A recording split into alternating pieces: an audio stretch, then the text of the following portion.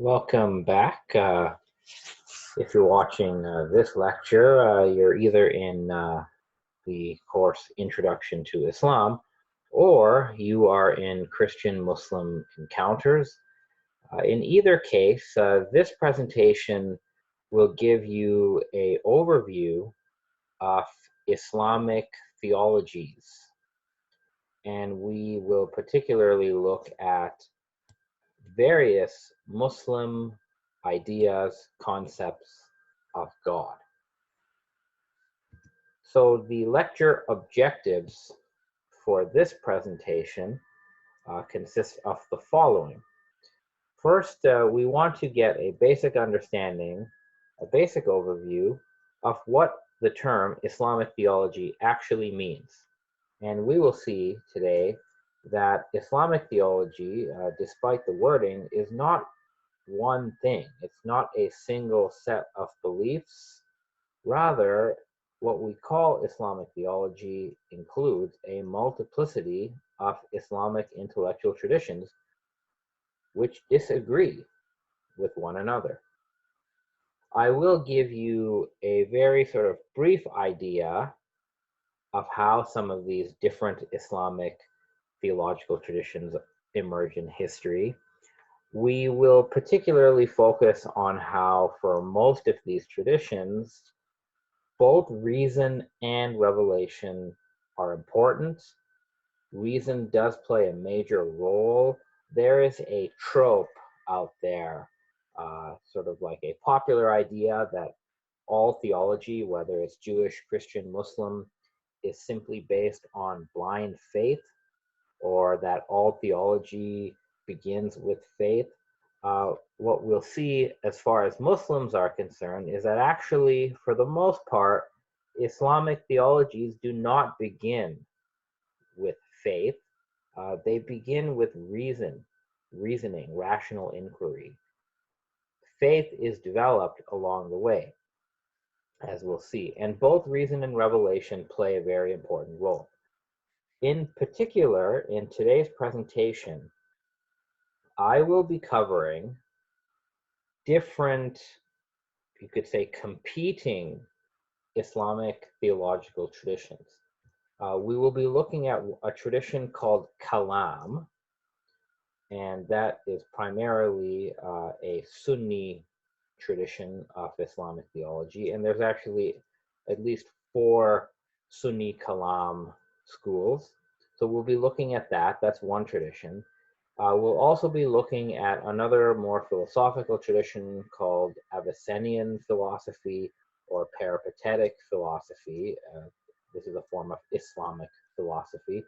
And the third type, the third tradition we'll be looking at is Shia Ismaili philosophical theology. So these are competing traditions. We'll talk about each. They each have their own approach, their own presuppositions. I hope by the end of this presentation, you will get a sense of just the immense diversity of Islamic theology, or more properly, Islamic theologies. We often hear that all Muslims believe that God is one, or often in modern times, we are told Muslims believe that God is one person. This is a very superficial way of putting it. Muslims all, of course, subscribe to this concept called Tawhid, which means to assert the oneness of God or the unity of God. But we'll see today that there is really no agreement among Muslims on what God's oneness, Tawhid, actually means. So we cannot simply summarize Muslim theology in the claim that God is one, because Muslims across history, across geography, differ, disagree, and indeed debate on the meaning of God is one. And in an environment where people often ask, do Christians and Muslims worship the same God? In my prior presentation, which was on Christian theologies of the Trinity, I asked the question at the end, given that Christians among themselves over history across denominations conceive the Trinity differently, I asked, do Christians themselves, amongst themselves, do all Christians worship the same God? And we could ask the same question at the end of today's presentation. Do Muslims among themselves even worship the same God? Now, I won't answer that question. That is really up to you. So in general, though, this presentation will really give you an overview of different kinds of Islamic theology. And let me just say at the outset that in the interest of time and practicality, this presentation does not go into Sufi theology, right? We're not going into the theologies found in the Sufi tradition. I wanted to do it and I prepared course material on it, but I'm not doing it in this particular presentation. Maybe I'll make another video just for that. So let us then move forward. How and why did Islamic theology or theologies come about? Scholars are not exactly sure on the exact causes of these developments, but we can point to a few things that occurred during the first century of Islam. First, there is, of course, the Quran, what we could call the Quranic discourse. As many people will remember, the Quran was originally an oral discourse, recitation, that emerged over about 20 years, perhaps 23 years, in 7th century Arabia. And the Quran was in dialogue with an Arabian pagan as well as a Jewish Christian late antique environment. And we could say that the Quran itself, in its very genesis, was engaged in a very sophisticated theological argument or dialogue with the pagan, Jewish, Christian, late antique traditions and religions. So that's the first context for Islamic theology, where the Quran is compiled probably around 640, 650, and over the next 100 years, the Quran is being recited as a form of prayer, but it also is now being read as a scripture. And quite naturally, when the Quran is being read in the first 2-3 centuries after its original context, it's being read in a new context. And you could say that the Quran's original theological ideas, some of which I've summarized on the slide, are being decontextualized because a lot of time has passed, and then they're re-understood and recontextualized, but in a very different environment. So, for example, the Quran is at pains to repeat that there is one God, that God is one, that God has no partners, that God is unique, God has no likeness. Of course, the original audience of these statements was a Jewish, Christian, and especially a pagan audience, some of whom worshipped idols. So that's the original audience of this message, that God is one. But within a century or two, the audience is different and the concerns are different. Similarly, the Quran has many names for God, some of which I've put on the slide. The most prominent divine names that we see in the Quran, which come in the beginning formula, Bismillahir Rahmanir Rahim. So the divine name Ar-Rahman and the divine name Rahim. Rahman means, the infinitely compassionate. Rahim means the merciful. There's a host of other names, but those are the two most repeated names in the Quran. But then in the next 2 centuries, Muslims will go back to these divine names and they'll ask, well, what is the nature of these divine names? So that will be an issue. The Quran, of course, while asserting that God is transcendent, it also in many places asserts that God is immanent, that God is intimately present with all creatures in verses like, wherever you turn, there is the face of God, or we are closer to him, that is the human being, than his jugular vein. Some of my favorite verse, there's no secret meeting of three except God, he is the fourth. and he is with them wherever they are. God's signs, according to the Quran, are said to exist all over the created world and within human souls. So there's a lot of Quranic material that would trigger theological reflection on the part of Muslims. So a second context would be a number of political developments that occur in the first century Muslim community. First, there's the question of the succession to Muhammad. As some of you will remember, when Prophet Muhammad passes away, there is a debate and a dispute over who has the right to be his successor and what the nature of his succession is. So you had the first three caliphs who claimed to be Muhammad's successor on, very rather different bases, but you have those first three caliphs. But you also have Muhammad's family, the Ahl al-Bayt, led by Ali, who also believe that they have the leadership right after Muhammad. And then you have these early caliphates or dynasties, the Umayyads and the Abbasids. So that would prompt theological reflection over what are the qualities of Muhammad's successor and what's the nature of Muhammad's successor. Is he a prophet? Is he not a prophet, but is he still divinely inspired, or is he a fallible human? The third Caliph Uthman was assassinated, and the aftermath of his assassination led to a civil war between Ali, who is the fourth Caliph according to the Sunnis, Aisha, Muhammad's widow, and Muawiyah. Muawiyah was the son of Muhammad's former Qurayshi enemy, Abu Sufyan.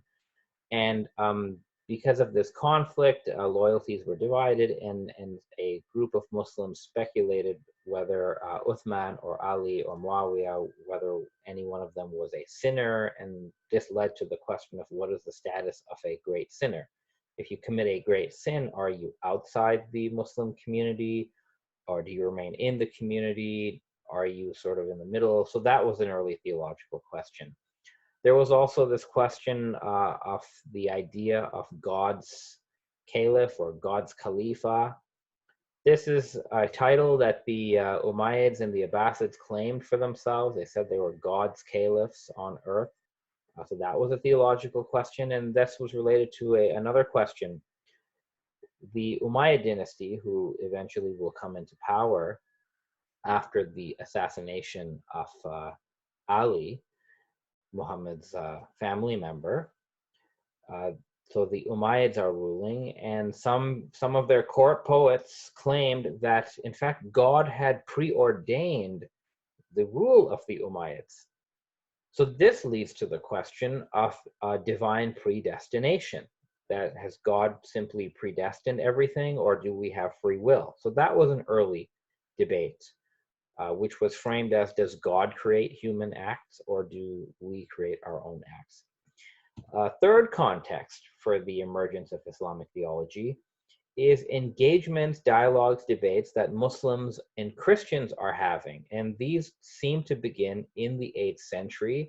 The Umayyads apparently retained many Christian scholars in their administration, people such as John of Damascus. So what we have in the 8th century is Christians are writing polemic against Islam and Islamic beliefs. John of Damascus, we saw in an earlier video of mine, John of Damascus wrote one of the earliest polemics against Islamic beliefs. So Muslims now have to confront a Christian polemical discourse, and in doing so, Muslims will have to develop their own sort of say systematic theological discourse. At this time, there is also what we begin to see is the incorporation, the adaptation by Muslims of Greek and Aristotelian ideas. So this idea of atomism, the world being made out of atoms, categories like substance and accident, ontology, attribute versus essence, these are now picked up by Muslims when Muslims start thinking about God, and created things. They start thinking about these in terms of atoms and accidents and essences, because these terms are not in the Quran.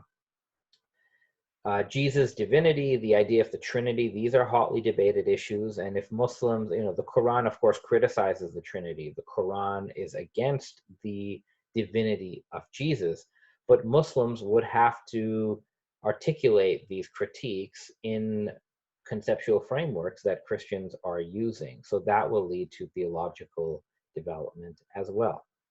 This, of course, leads to the question, well, what is Islamic theology? What do we mean by Islamic theology? Now, one answer that many scholars in the field of Islamic studies have given is that Islamic theology only refers to one particular Muslim intellectual tradition called Kalam. We could translate Kalam as scholastic theology or even speculative theology, but Kalam is one particular Islamic intellectual tradition. So some simply say Islamic theology is Kalam. This is a popular view. I disagree with that view. My view, following other scholars, is that Islamic theology would refer to multiple Islamic intellectual traditions. That includes the Kalam tradition, but it also includes other discourses, or what you could say, there are different Islamic truth projects, right? So Muslim scholars are working on many different projects. Some are doing several at once. Some are focusing on one project, but each of these projects or each of these religious sciences claims to be, the most important or very, very important. So you have Kalam, you have something called Creed, which you could say is Kalam simplified for common people. You have Tafsir, which is Quranic exegesis, prophetic traditions, Hadith, we've talked about that, prophetic biography, Islamic philosophy, which is called Falsafa or Hikmah, Sufism, Shia Islam, and so on. So I would say that Islamic theology is actually all of these things. Even Islamic art and architecture is a form of Islamic theology, in a sense. Now, this perspective, of course, is articulated by the scholar Oliver Leaman. So he has talked about how actually, there is no clear distinction between Islamic theology in the sense of Kalam and other Islamic and not so Islamic sciences. And he names off several of these, including grammar, jurisprudence, what we call fiqh, philosophy, Sufism, and so on. And he notes quite rightly that Islamic theologians did not usually strictly separate what they did from all these other activities. And you can't really provide this neat account of what Islamic theology is. So the point is, Islamic theology is very broad. It's very, very big. A modern perspective on Islamic theology is provided by a modern scholar, Martin Wen, who's a colleague. And he's recently wrote a book called Modern Muslim Theology. And in his book, he actually defines Islamic theology in a broader, more expansive, and in a sense, more personal manner than even some of these other scholars. So according to Martin Wen, real theology must attend to the fostering of faith. So any activity that a Muslim would do in the service of their faith, according to Martin Wen, that would be theology. He goes on to tell us some examples. So for him, belief and doctrine is theology, but devotional practice is theology as well. The very practice of Islam for Martin Wen is a form of theology. And he says that theology names a life-encompassing and faith-affirming process with which every person is already engaged. So if you are a practicing Muslim, or even if you're not a practicing Muslim, you could be an agnostic, you are engaging in theology when you try to make sense of the world, when you try to make sense of the meaning of existence. You are doing a form of theology, according to this way of looking at it. So regardless of these, we can't talk about all of these forms of theology today, but the point here is that the very least, Islamic theology is more than kalam. It's more than, Muslim scholastic theology. We'll be looking at kalam today, but we're going to be looking at three traditions: kalam, Avicennian philosophy, and Shia Ismaili thought, right? That's what we're looking at today. So let us begin with kalam. What is kalam? So kalam, the word kalam itself means speech or discourse, talk in a sense. The meaning of the word kalam is somewhat similar to the Greek logos, right? Logos also means word. And the full term would be ilm al-kalam, the science of kalam, or ilm usul ad-din, which means the science of the fundamentals of religion.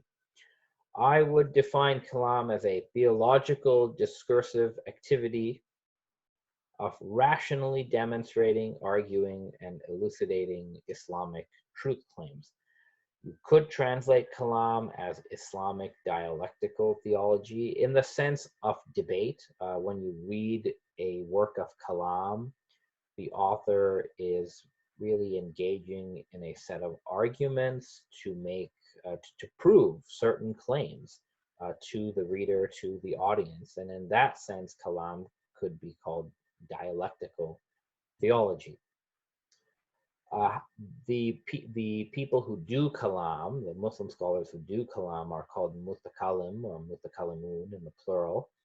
And they often define kalam as seeking knowledge of what you don't know through proofs or through deductive arguments. And that is done through reasoning on data, on information that one gets from sensory observation, from reason, self-evident things known through reason, and from revelation. So you could say that kalam is, another definition really, is kalam is rational inquiry. The word here in Arabic is nadar. Rational inquiry using techniques like inference, analogy, deduction to prove theological truths. So, in other words, kalam is an intellectual activity that involves theological claims and ideas. That is kalam. If you pick up a book written on kalam, you will find a whole host of topics covered that go beyond just talking about God. A mature kalam text would probably begin with epistemology. So before they even talk about God, it'll talk about, well, what is knowledge? What are the different kinds of knowledge? Some of the later kalam texts will actually talk about ontology. So it'll talk about being. What is the nature of being? What are the different kinds of things that exist? For example, spiritual existence versus physical existence.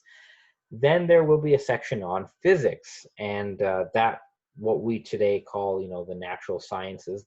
Kalam dealt with that. Science was not, the natural sciences were not really a separate activity. It was integrated in kalam. So they have physics, and that then sets up a discussion, a debate, an argument for the existence of God and the attributes of God. And then kalam will also include things like arguments for the prophethood of Muhammad, or the necessity of prophethood in general, free will, ethics, what happens after death, eschatology, and even politics is covered in kalam. Who is the right, what is a caliph, and who should be the caliph, and so on. So that's in kalam text. So even the kalam topics, they go beyond just theology in a sense. They cover a whole lot of other things. So I want to first talk about the school of kalam known as the Mu'tazilis. The Mu'tazilis today do not exist as a separate group, but they existed for several centuries and they are quite influential. So they emerged as a group sometime in the 8th century. We don't really know when they come about. We know the names of a few early, Mu'tazilis. They come in the late 8th century. They seem to be political quietists, at least something, the initial ones are. There were Mu'tazili groups in Basra and Baghdad. They called themselves, of course, they didn't call themselves Mu'tazilis. And there's a whole story on why they have that name, but I won't go into it because it's probably not a true story. But the Mu'tazilis styled themselves as the people of unity, Tawhid, and justice. So these were these two principles that they were very invested in, the oneness of God and this idea of justice. Now, the Mu'tazilis are interesting because they took a reason-centered approach to Islam. They have been called rationalists. I don't like to call them rationalists because that implies the other Muslim groups are not rational, but that would not be true. Everybody is using reason here. But the Mu'tazilis certainly give a high priority to reasoning. So they believe actually that every human adult must engage, as a religious obligation, every human must engage in rational inquiry to recognize God, God's qualities, and what God wants us to do. And they believe, that Mu'tazilis believe, that there are a number of divine, you could say divine commands about right and wrong, that we humans, using our own intellect, we could discover these, sort of on our own.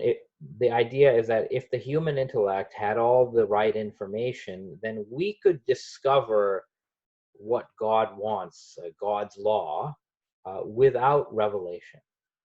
That is a Mu'tazili belief. And they believe, though, that in a practical sense, humans don't have all the information available to them. So if God sends revelation through prophets, a revelation like the Quran, to inform humans of what they need to know, to help them be better rational creatures. And thus the Mu'tazilis believe that the Quran must be interpreted through reason, that everything the Quran says, according to the Mu'tazilis, is reasonable, is rational. If something in the Quran does not appear rational, according to them, it simply means that we don't have all the information to understand that. They are famous for upholding 5 principles, that is the unity, the oneness of God. The idea that God is just, that's very, very important for the Mu'tazilis. What that would mean, the idea that God is just, is that God himself, you could say, can never deviate from this objective universal standard of justice. It would mean, for example, and this is part of the third principle, the promise and threat, this is the idea that God has to keep his promises to humans, to created beings. So if God commands humans to do something and they do it, then he has to reward them if he's promised them reward. God cannot punish people for keeping to his guidance.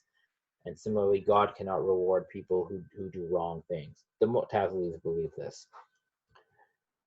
They believe that so one big difference between all the Kalam schools is what they believe about the Quran, like what the Quran is. So the Mu'tazilis believe that the Quran is a arrangement of Arabic sounds and letters, oral arrangement of sounds and letters, and they believe that the Quran is God's created speech. So they think that God created the Quran.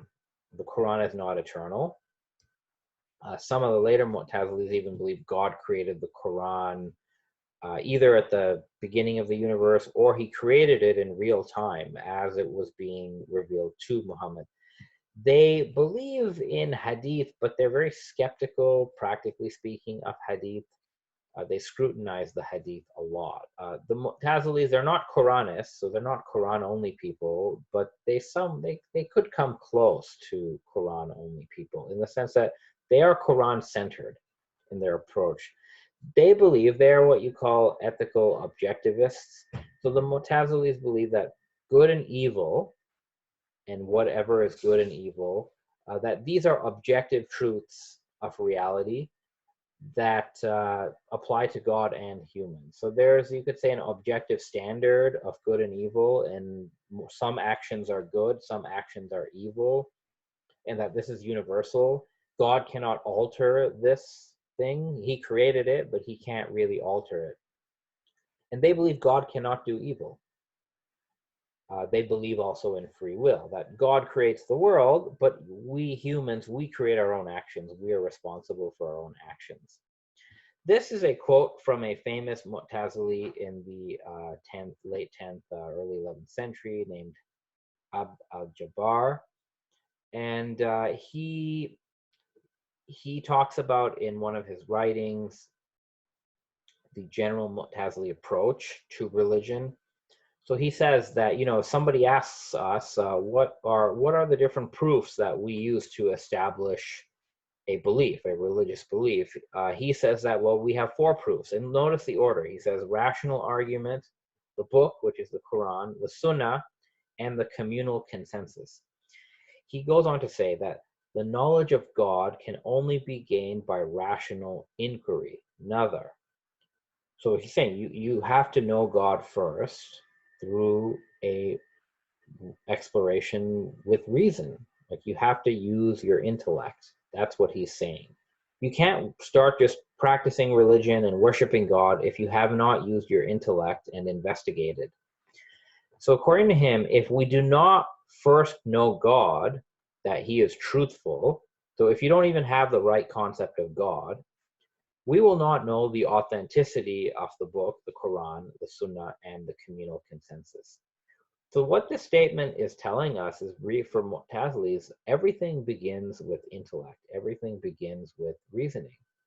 And if you cannot rationally prove that God exists, and if you cannot rationally establish what God's qualities are, then the whole rest of religion, the scripture, the prophets, and so on, none of this will really work for you. That's what this Mu'tazili thinker is saying. So this is one Kalam tradition. Now, they don't exist anymore as a separate group, but their ideas have been, you could say, picked up and continued in other groups, including this other Sunni groups. So they had profound influence, and you still see their ideas in different forms today. The Twelver Shia, so one of the groups of the Shia called the Twelvers, they use a lot of Mu'tazili theology, and many of them still do. So moving on, let's look at another group. So we did the Mu'tazilis. The next group is the Hanbalis. Now, in the late 8th century, there was a group of, you could say, very traditionalist Muslims, focused a lot on piety, praying, fasting, and so on. And you could call this group scripturalists. They were very dedicated to the text of the Quran, the recitation of the Quran, and the Hadith. We've talked about Hadith in a prior video and how that came about. So you have this group of scripturalists, and they pretty much believe that Muslims should stick to the Quran and the Hadith in their literal meaning, and that Muslims should not be speculating on theological matters. So this group, they become popular in the 9th century with 2 scholars, Shafi'i and Ahmed ibn Hanbal. We talked about them in another video. I have a video about the concept of Sunnah, so you could go and watch that to get caught up. But this group becomes prominent with them. They call themselves, they don't call themselves scripturalists, but they call themselves the Ahl al-Hadith, the people of the Hadith, or the Ahl al-Sunnah. This naming is the latter name, Ahl al-Sunnah, becomes important because that later becomes the name of the whole, so you could say, Sunni community. But at this time, in the 8th, 9th century, the Ahl al-Sunnah just refers to this scripturalist group. They take a more or less literalistic approach to the Quran and the Hadith. I think we should simply recite and read the Quran and the Hadith. We should accept what it says literally. We should not speculate on what it could mean in a deeper sense. So The Mu'tazilis, for example, they would interpret a lot of things in the Quran metaphorically, right? For the Mu'tazilis, the Quran is always rational. If you have strange language in the Quran, they would interpret it metaphorically. The scripturalists are different. They are not going to engage in metaphorical interpretations. They will simply accept things as they are. They do not, initially, they don't believe in kalam. They condemn kalam. So kalam and rational inquiry, neither, they're against it.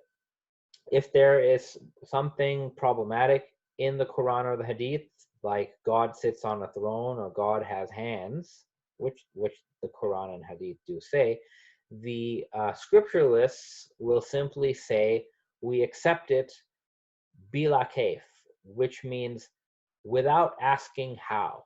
We're simply going to accept that God has hands, and we're not going to ask how or in what sense he has hands. We're just going to accept it. That is their general approach. They are also ethical voluntarists, which means they believe that God determines what is good and evil through what God has revealed, through the law of God. So if God tells you, command something, then it's good, and if God forbids you from something, then it's bad. And good and evil are, you could say, they subjectively depend on what God has revealed. They also believe in divine predestination. They think that God is the creator of everything. God is the creator of our actions, of human activity. You think you're creating your actions. It's actually God who created everything. And they believe God has predestined, the outcome of everything. They literally would believe that God has written everything that's going to happen in history in a heavenly tablet called the guarded tablet, and everything is already there. The ink is already dry, and everything that happens is already written. That's their view. They believe, the scripturalists believe, that the Quran, in its Arabic sounds and letters, so the Quran as we recite it, is the eternal and uncreated speech of God. So for them, the Arabic Quran in its sounds and letters is the eternal and uncreated speech of God. It is God's literal word. That is what the scripturalists believe. They also revere the Hadith. They believe, and I talked about in the other video, they believe that the content of the Hadith is also revealed by God, except it's in the words. It's Muhammad putting God's revelation into his own words. That's what you find in the Hadith. Now, what will happen is this group will evolve, and they will later, by, like, I would say, in the 900s and mid 900s and onward, they will be known as the Hanbalis. And you get different kinds of Hanbalis. So one type of Hanbali tradition becomes pro-Kalam, right? So Kalam, as I've defined it on the slide here at the top here. So a group of Hanbalis accept the legitimacy of Kalam. One such person is Qadi Abu Yala. He lives in the 11th century. Then you also have Ibn al-Jawzi. He lives I think he lives in the 12th century, 12th, 13th century. So they are Hanbalis, but they are pro-Kalam. So they believe that you can totally engage in this sort of rational inquiry, that they would even say that it's obligatory, that you have to do it. And they want to get away from anthropomorphism, right? So this idea that you take everything literally. The pro-Kalam Hanbalis, they will be a bit more flexible, and they won't really support this straight up literalist approach to the Quran. But you also have a more anti-Kalam type of Hanbali tradition, which, for example, is represented in another figure named Ibn Qudama. So you have a Hanbali school. You could call them a Kalam school, but they have disagreements. This is true about all of the schools. This is a quote from Ahmad ibn Hanbal. He's sort of seen as the founder of the Hanbali school.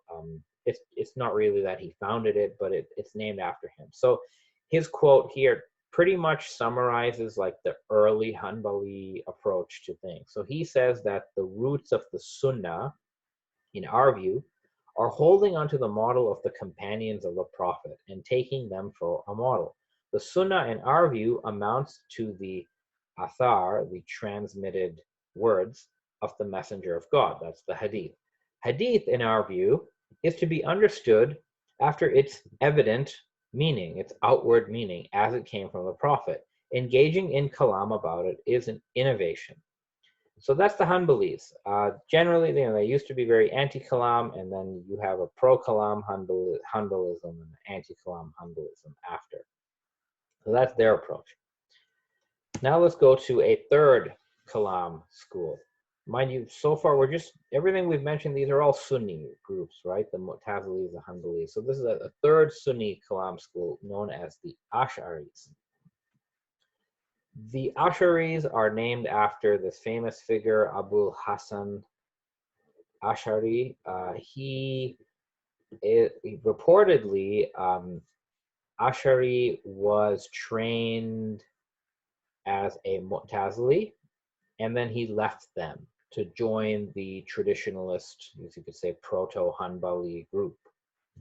I don't know if that's true exactly, but it's widely reported. And he's also influenced by some other scholars in his own time. But Abul Hasan Ash'ari will sort of come up with a synthesis. So he will synthesize and sort of merge ideas from the scripturalists, the proto-Hanbalis, and the Mu'tazilis. And he'll merge it together to create a new approach, which became very, very popular. Right? So that's why there's a whole school after him. So according to the Ash'aris, engaging in rational inquiry to demonstrate religious belief is obligatory. So they agree with the Mu'tazilis on this. They reject what you call taqlid, sort of blind faith, blind following. They think, the Ash'aris think, that the believer has to understand the arguments for God, for Prophet Muhammad, and so on. So in one sense, they agree with the Mu'tazilis on this, the primacy of reasoning, at least reasoning for the purpose of establishing religious beliefs, that the Ash'aris are totally in favor of that. Their view on the Quran is interesting. They believe that the Quran, as Arabic sounds and letters, is not identical to God's eternal speech. Rather, for them, the Arabic Quran is a created expression or manifestation of God's eternal uncreated speech. And for them, God's eternal uncreated speech is not linguistic. It's pure meaning, you could say. So that's their view, that the Quran, according to them, it's not God's literal word. It is a manifestation of God's word. They are ethical, they support ethical voluntarism. So for them, similar to the Hanbalis here, God determines what is good and evil based on what God has revealed. So good and evil, again, they're not these sort of universal categories that humans could discover without revelation. For the Ash'aris, you need revelation to tell you what is good and what is evil. So if God forbids something, then you know it's evil. And if God commands something, then you know it's good. You couldn't figure it out yourself, according to the Ash'aris. They do not believe that God is subject to good and evil, like sort of independently existing from him. So they differ from the Mu'tazilis on that as well. So for the Ash'aris, God does not have to send prophets. God does not have to guide us. God does not have to reward you if you follow God's commands. God has no obligations to anybody or anything, according to the Ash'aris. For the Mu'tazilis, God is obligated to be just and to be good. So there's a difference there. They have what some could call a moderate predestination theory. So the Ash'aris say that God is the creator of everything, including human actions. God creates human actions. But then they say that humans, we don't create our own actions, but we acquire our actions. So we form an intention to do something, and sort of like at the right moment, God creates that act that we want to do. And because of our intention, we acquire that act. So you could say that we did it, even though God created it. It's somewhat complicated, but you could call it a moderate predestination theory. This is a quote that Abu Hassan Ash'ari himself is reported to have said. I put it here because it tells you what the Ash'ari approach to religion is.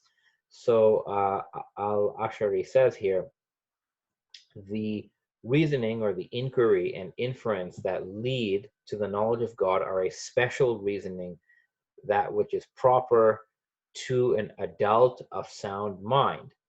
He goes on to say that a Muslim adult should not believe one doctrine rather than another by blind conformism. And he shouldn't prefer one position rather than another because he finds one congenial and the other one to be difficult. So what we see here is this promotion of a very rational approach to religion. The Ash'aris certainly believe that you cannot just believe in God or accept Prophet Muhammad and the Quran as divinely revealed because your parents told you to, or because you feel good about it. They think that every Muslim has to undertake a rational investigation, of their own beliefs, and that one needs to find the correct rational evidence-based arguments for the existence of God, for the prophethood of Muhammad, and so on. So that is the Ash'ari approach. So you see, they do put a high value on reason.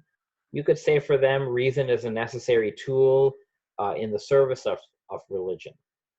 They certainly think that reason is important, but it's more limited in their view than in the view of the Mu'tazilis, right? One big difference between Ash'aris and Mu'tazilis when it comes to reason is that Mu'tazilis believe that using human reason, we could discover God's law and we could discover the moral law, what is good and evil.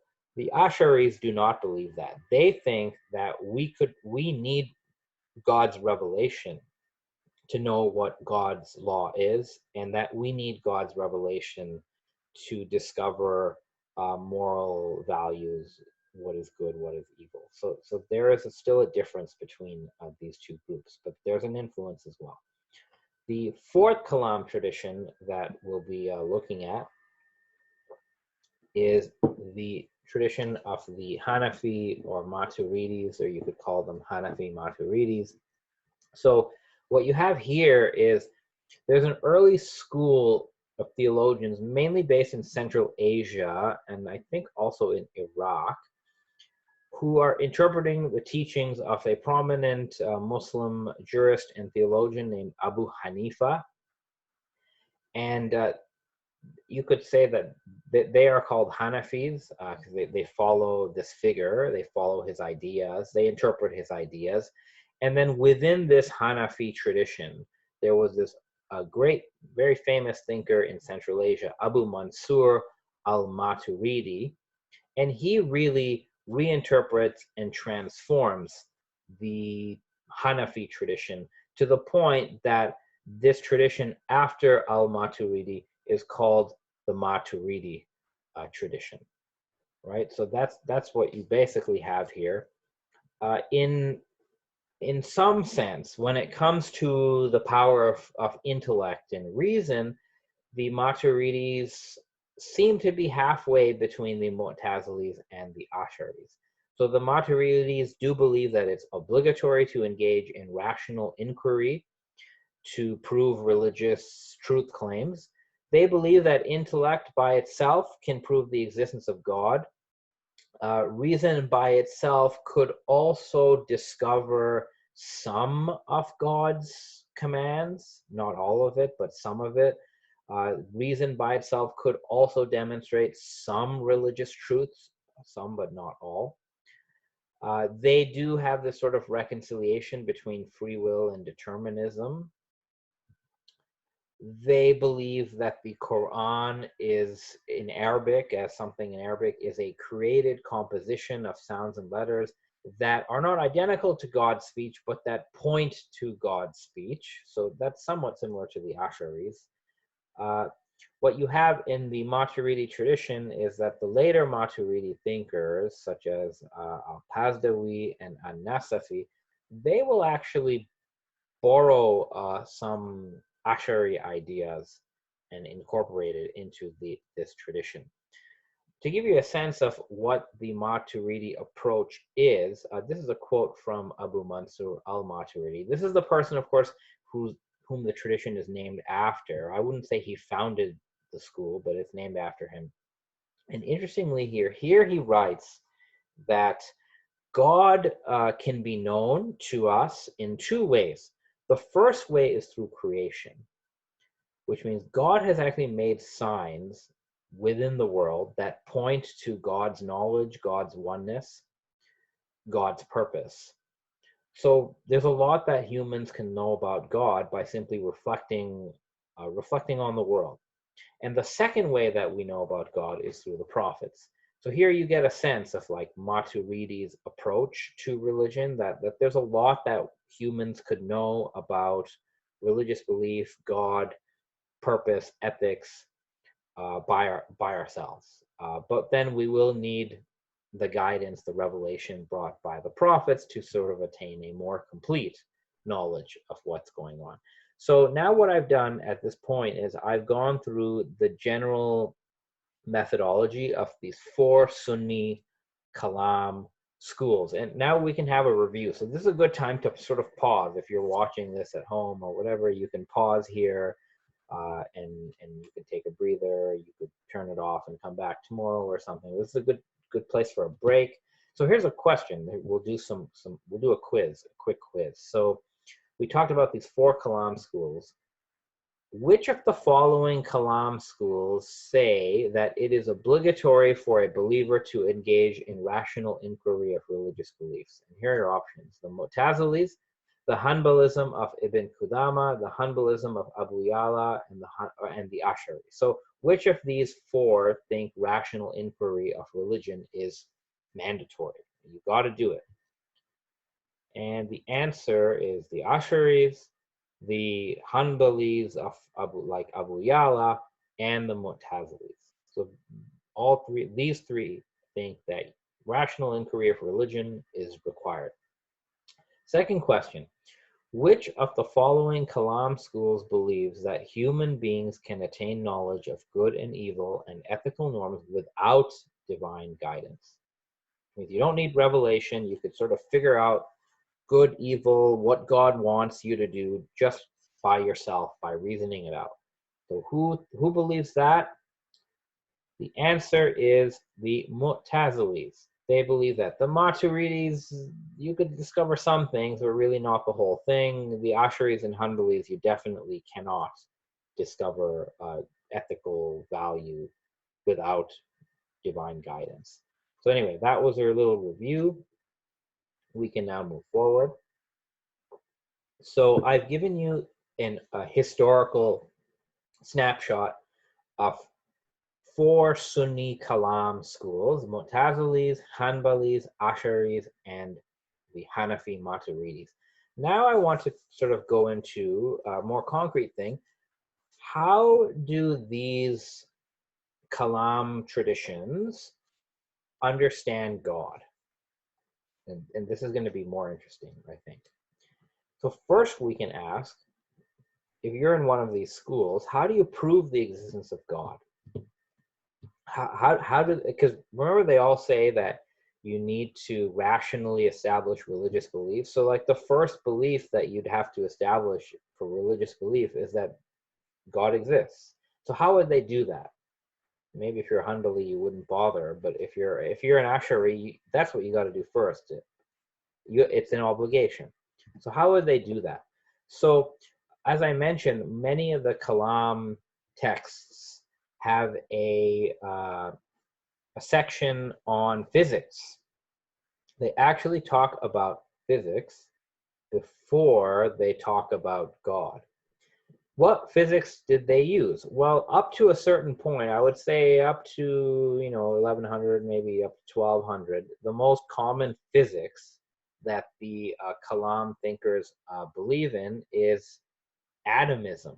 So many of these Kalam theologians believed that everything in the world is made out of atoms. These are not atoms in the modern sense.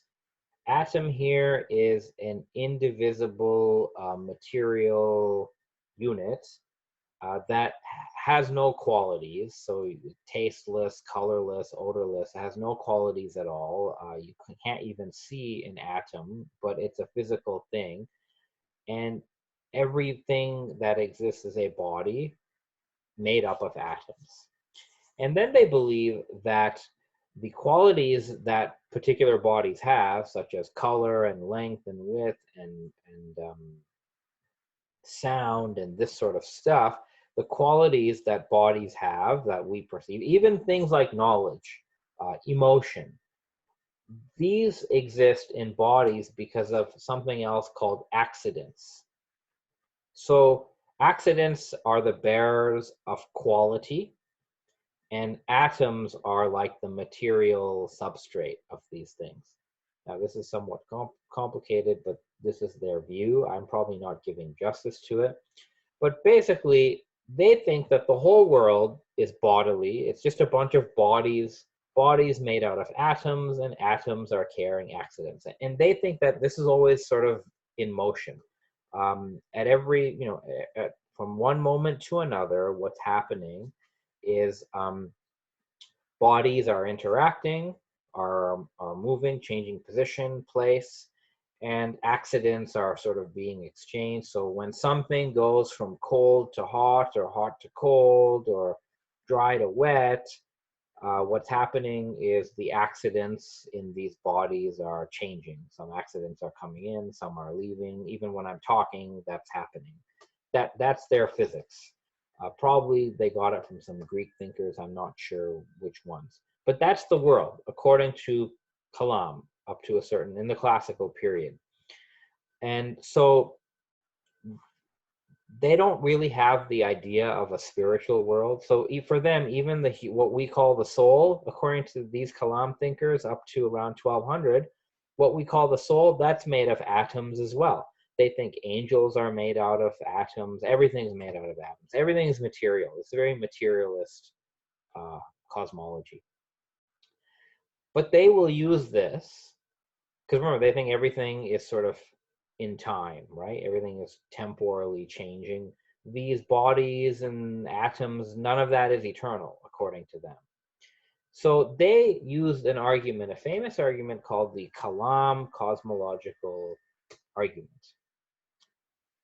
This argument basically, it draws on this physics here, and it says, firstly, that anything that begins to exist, anything that exists after it didn't exist, has a cause. So, the house that I'm in, it came into existence a finite time ago, and because it came into existence, it began to exist, something caused it to exist. Otherwise, it wouldn't.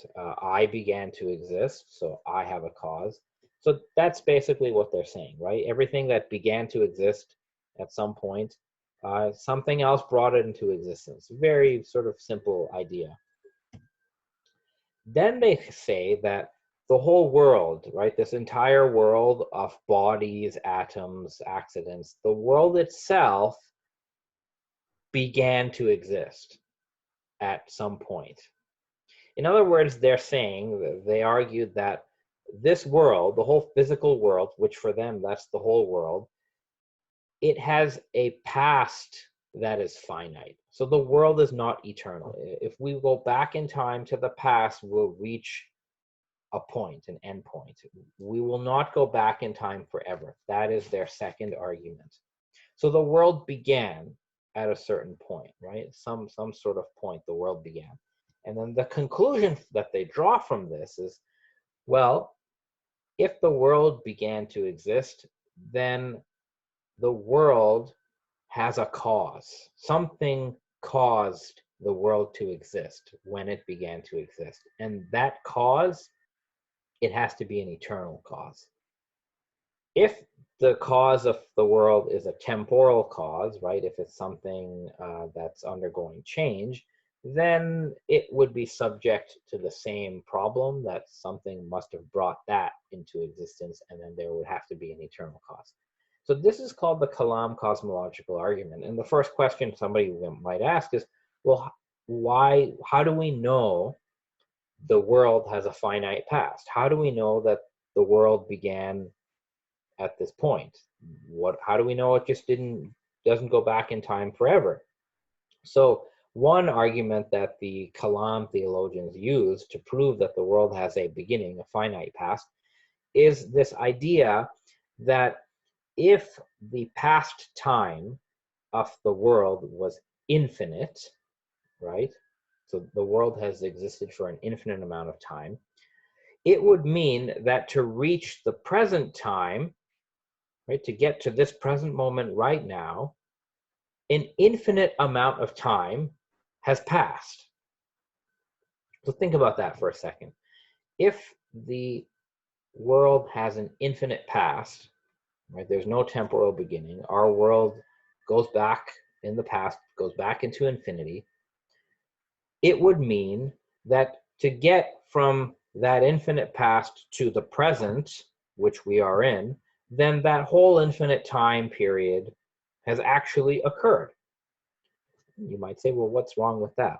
Well, according to al-Ghazali, there is no difference between saying that something has passed and that it has concluded and ended. In other words, if I say an infinite time has passed so that we're now in the present, I just said the infinite came to an end, right? The infinite has ended. So that doesn't make any sense, because something that is infinite by definition has no end. It just keeps going and going and going. And yet, we're in the present, so whatever the past that we had before the present moment, that has come and gone. But the infinite cannot come and go. Therefore, all the past time that has elapsed to reach the present, that is finite. It's not infinite. In other words, this world, according to this argument, the world that we live in, the whole physical world of time and space and bodies, that has a finite past. It has a finite past because we're now in the present and everything in the past has elapsed. That is what al-Ghazali here, who is a Kalam theologian, has argued. And this was their argument. So that confirmed, because number one, the first point, they think it's pretty intuitive. Whatever begins with this has a cause. Then by this proof against infinite time, the world must have a finite past. They don't know how long it is, but it had to have begun. And therefore, they say, there must be a cause. Right? The universe, the world has a cause. Something brought the world into existence. And according to them, this must be a pre-eternal cause, as well as it must be pre-eternal, right? So it has no beginning, and it must be post-eternal. It has no end. The cause of this world of bodies, it must be without a body. So it must be incorporeal. They go on to say that it must be powerful because, like, look at our world, everything is moving all the time, so it can only be caused by an all-powerful being. It must be knowing. They would appeal to sort of like the patterns, what we call the laws of nature, the complexity within the world. They would say, well, that shows knowledge, so the cause of the world must be knowing. It must be conscious because it created a whole world. It must have will because it created the world with many finite conditions. So you need will to sort of determine things in a concrete way, because the world could have been created any size at any time. You need will to do that. And this entity, the sort of eternal cause of the physical world, the Kalam thinkers say that this is God. And for them, for Kalam, God alone is incorporeal or spiritual and eternal. And everything that God has created is temporal and bodily.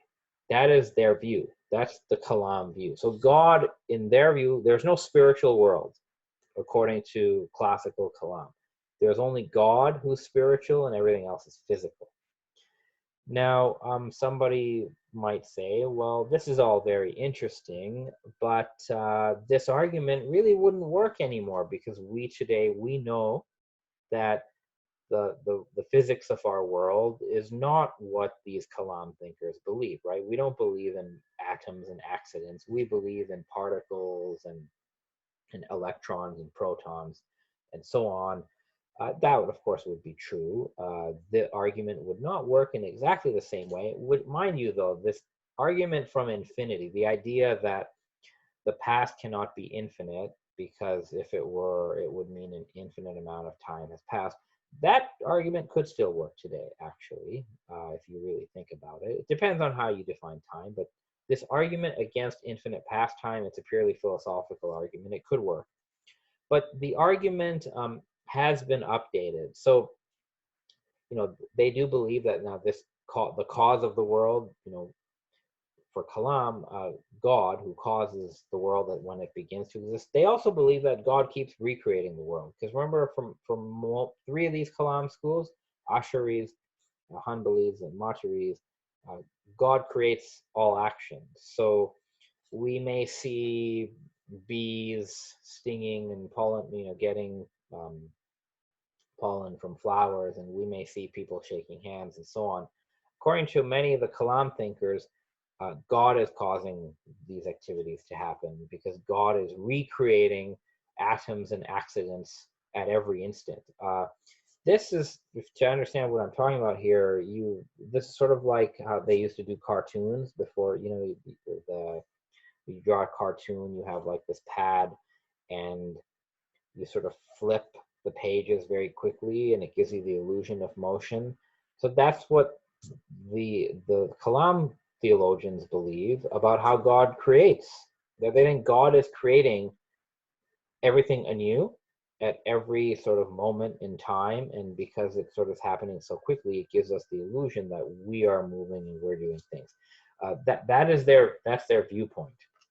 Now, this argument that they make, Kalam cosmological argument, in their form it's outdated, but the argument has been revived by a Christian theologian named William Lane Craig.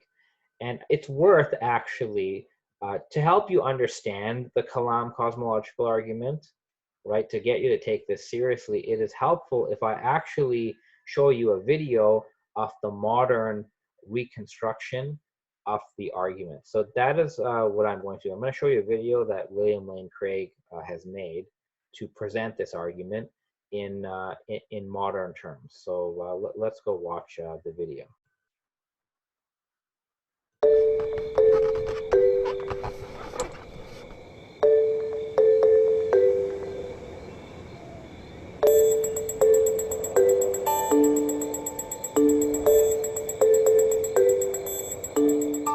Does God exist?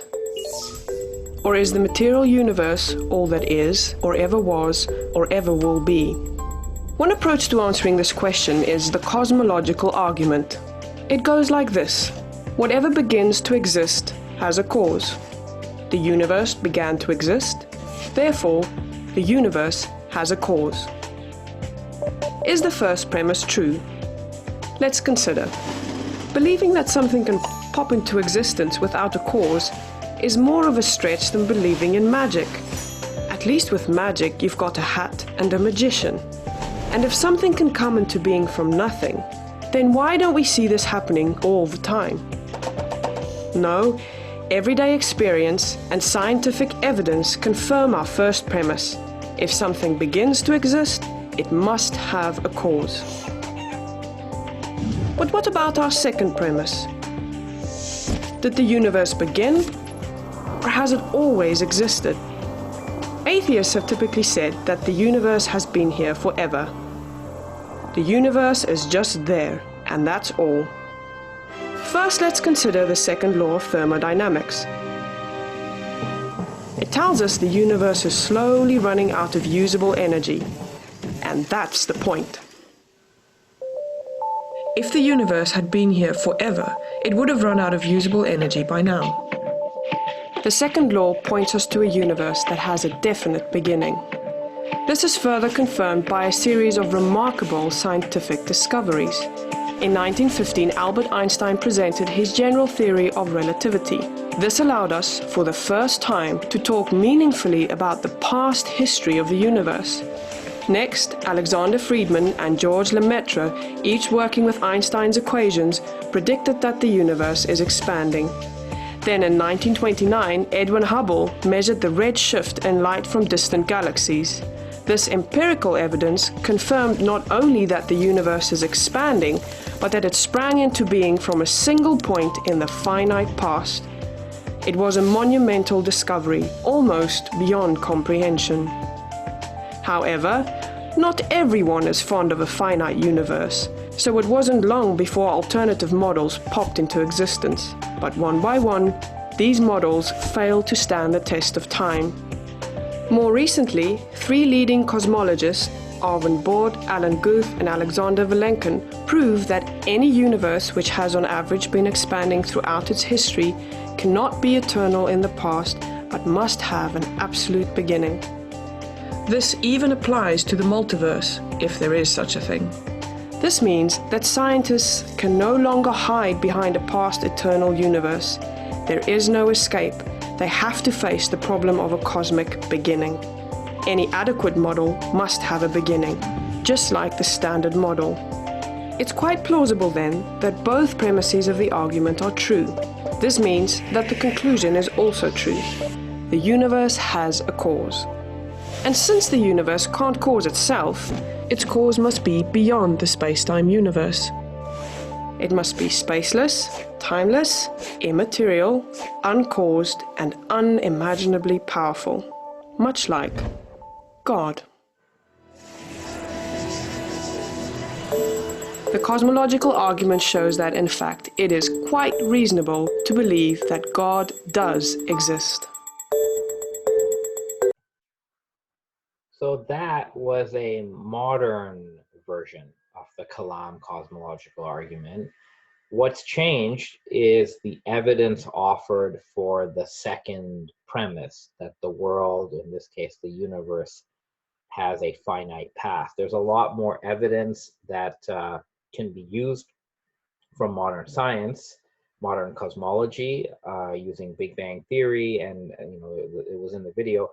I'm a little bit skeptical in terms of using scientific conclusions for these sort of arguments, only because scientific conclusions are probabilistic. They can change at any time. But anyway, this continues to be a famous argument today, the Kalam cosmological argument. A good number of philosophers, mostly Christians, interestingly, are talking about this argument and debating this argument. But it was Muslims who sort of constructed it in its basic form. And it seems that today, 20th, 21st century, Christian thinkers have picked it up and made it their favorite argument.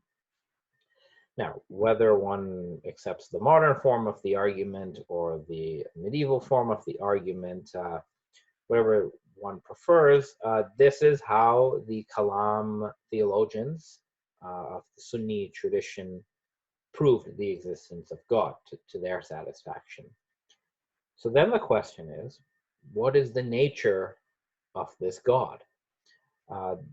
These Kalam thinkers argued that there can only be one cause of the world. There can't be two or three.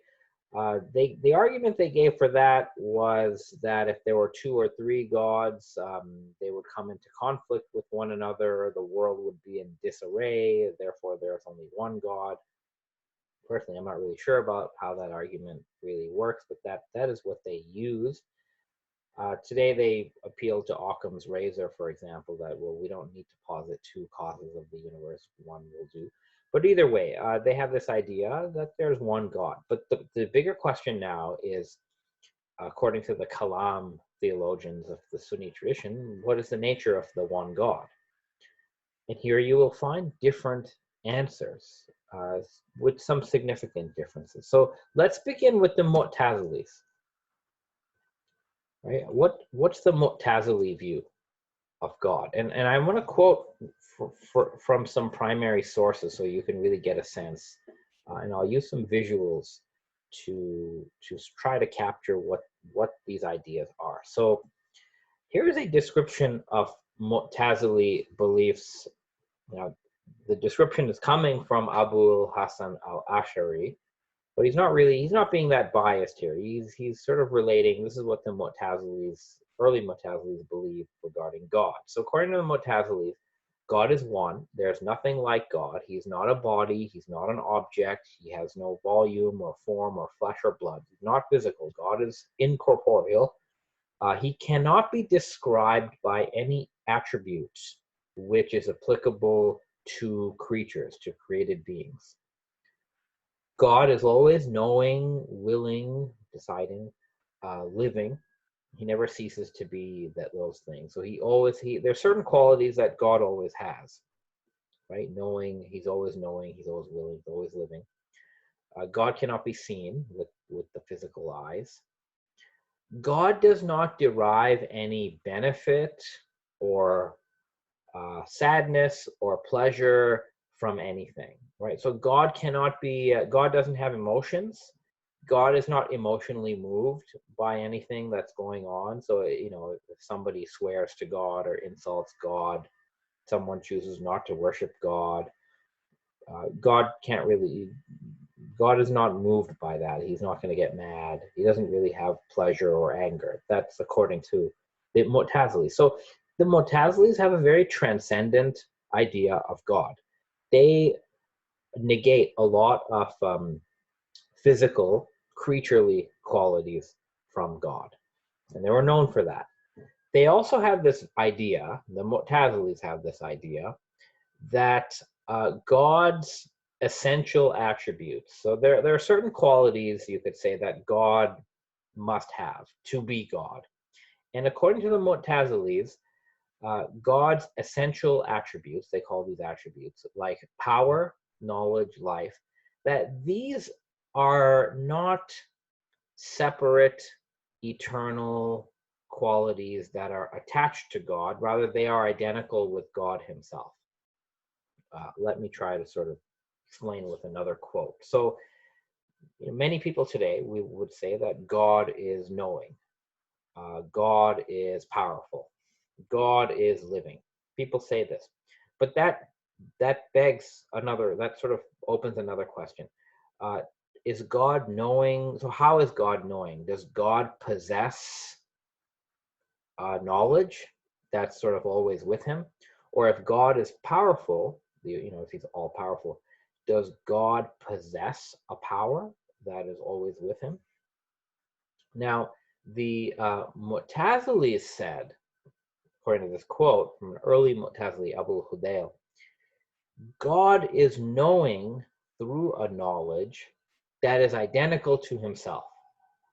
He is powerful through a power identical to himself. He is living through a life identical to himself. What does this mean?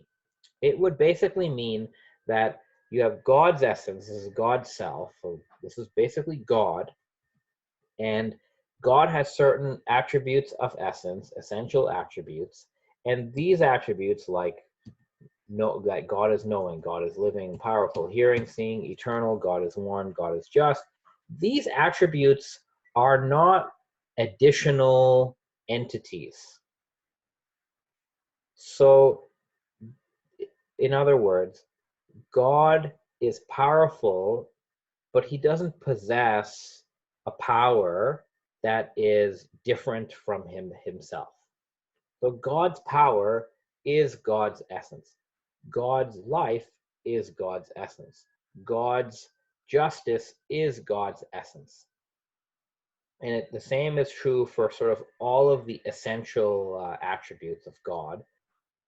The Mu'tazilis would say that God's essential attributes are identical to God's essence or God's self, God's being. They then further believe that there are other qualities that God has that are more like actions. So there are things that God is, and then there are things that God does. Whatever God is identical to God, but whatever God does is created. So God wills, God creates, God speaks, God rewards, punishes. So here's the thing. The Mu'tazilis, they call themselves the people of oneness because they really want God to be one and one only. They don't want any multiplicity in God. They don't want to say that God is eternal and God's knowledge is eternal. They don't want God's power to be an eternal alongside God. Why? Well, for them, it sounds too much like Christianity. It sounds like the Christian Trinity, where you have three eternal persons. The Mu'tazilis, they don't like that. They want there to be one eternal. So what they do is they say all of God's attributes, knowing, powerful, living, those are identical with God.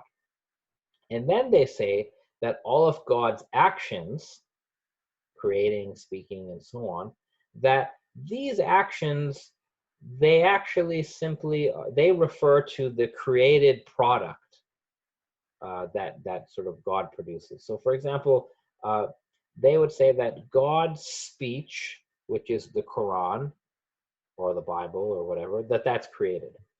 They would say that God's reward is basically the reward that God creates for his creature. God's punishment is, the punishment that God creates. So for them, God's attributes of action, according to the Mu'tazilis, those refer to things that God creates. So for them, God's actions are all sort of things that God creates. In this way, the Mu'tazilis have only one eternal. There's only God, God's essence, because God does not have attributes that are distinct or separate from his essence. God's attributes are God's essence. That's the Mu'tazili view. They're very famous for this. So this is one interpretation of the one God. Now let's move, right, to a different perspective. Let's talk about the Hanbalis.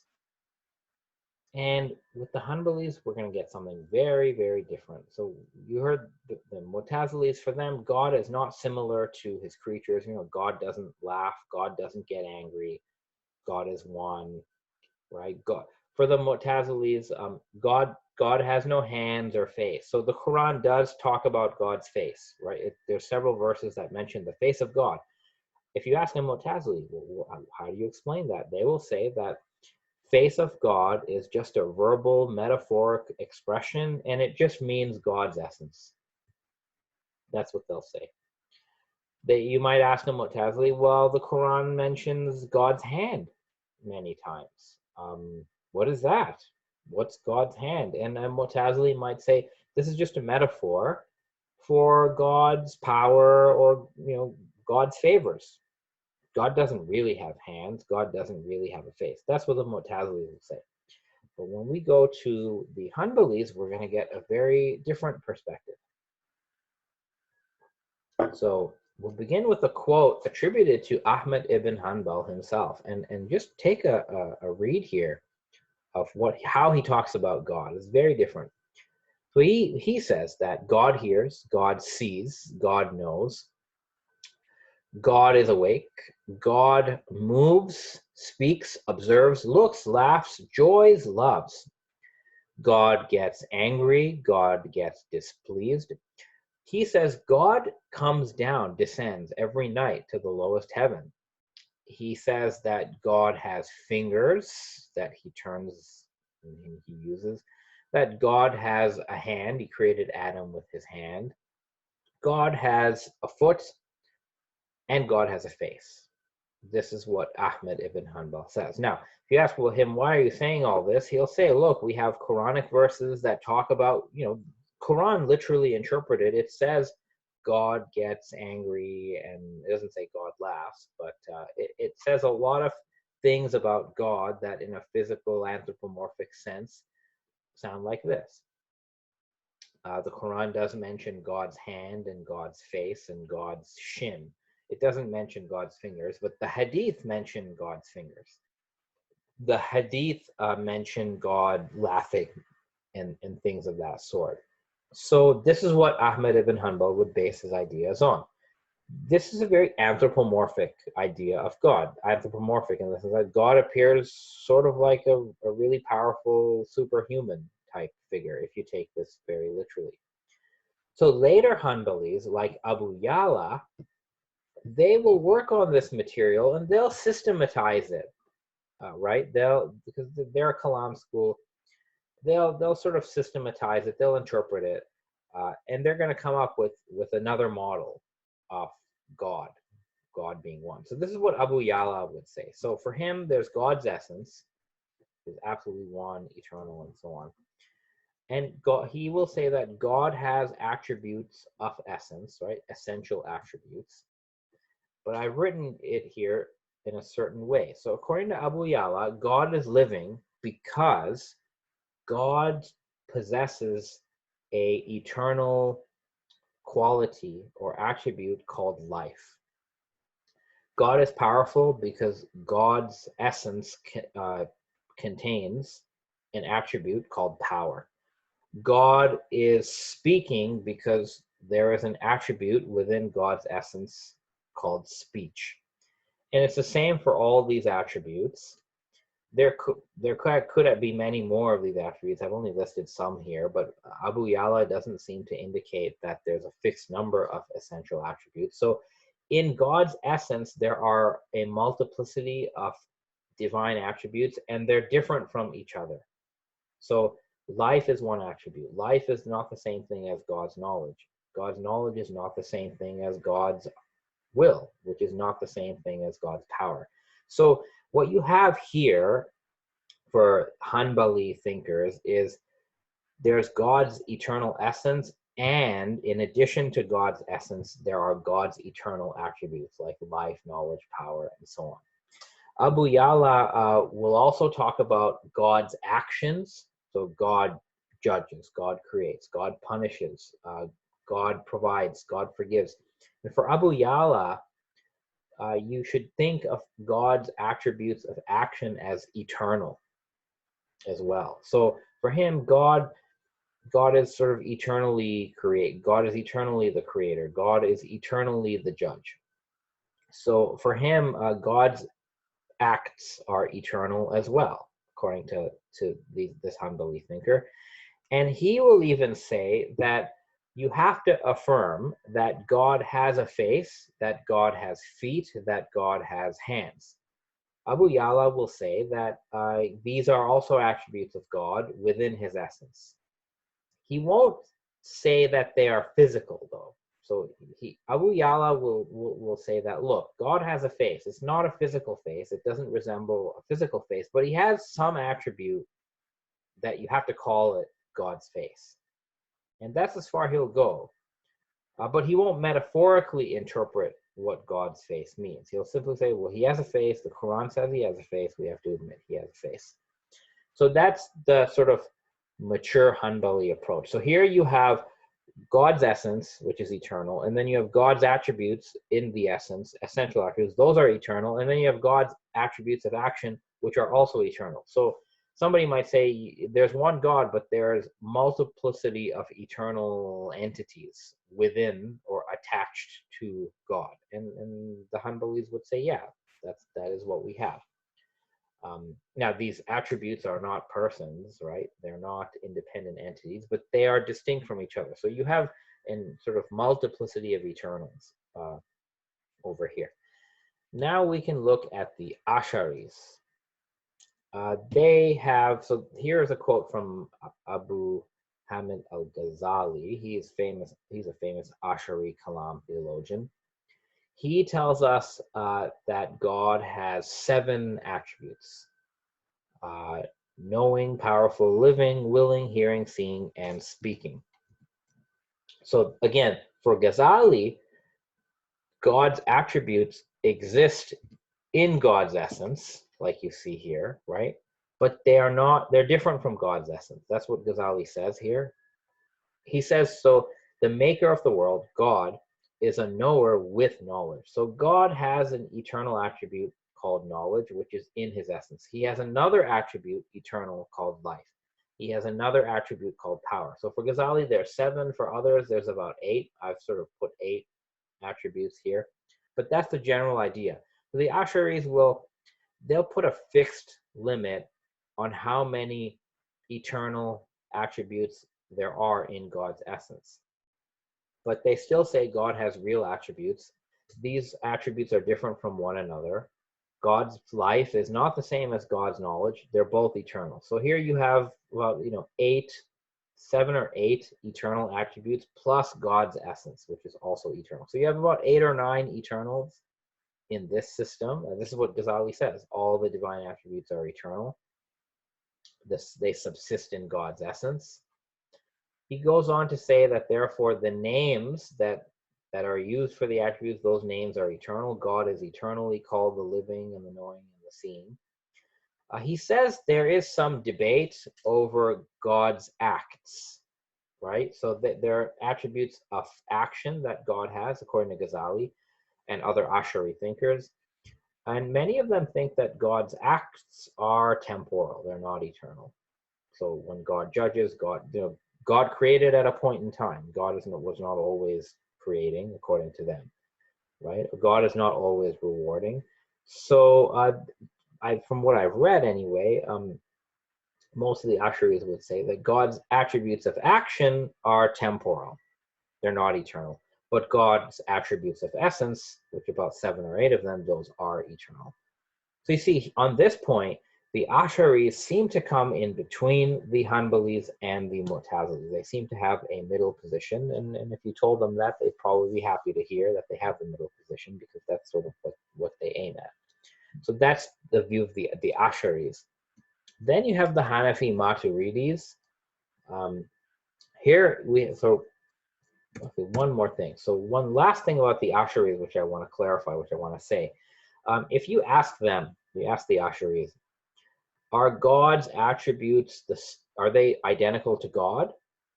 They would give you this answer. The Asharis would say that God's attributes are not God's essence. They're not God, but they're not other than God.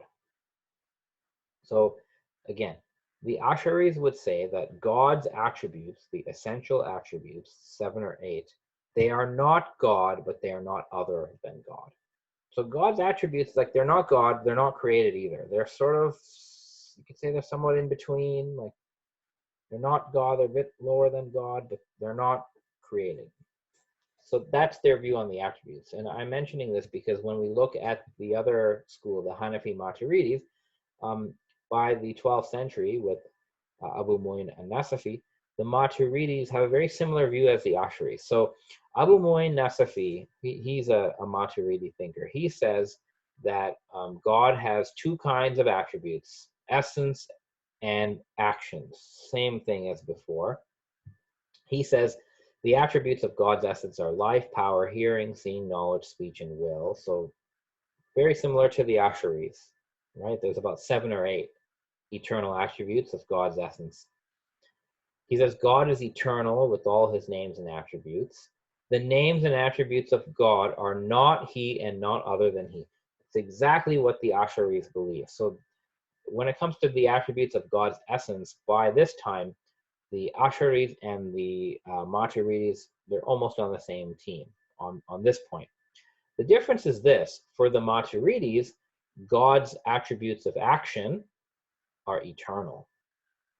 So according to them, for example, God was always a creator. Before he created the creation, his state does not change. So for the Maturidis, God is eternally creating. God is always judging.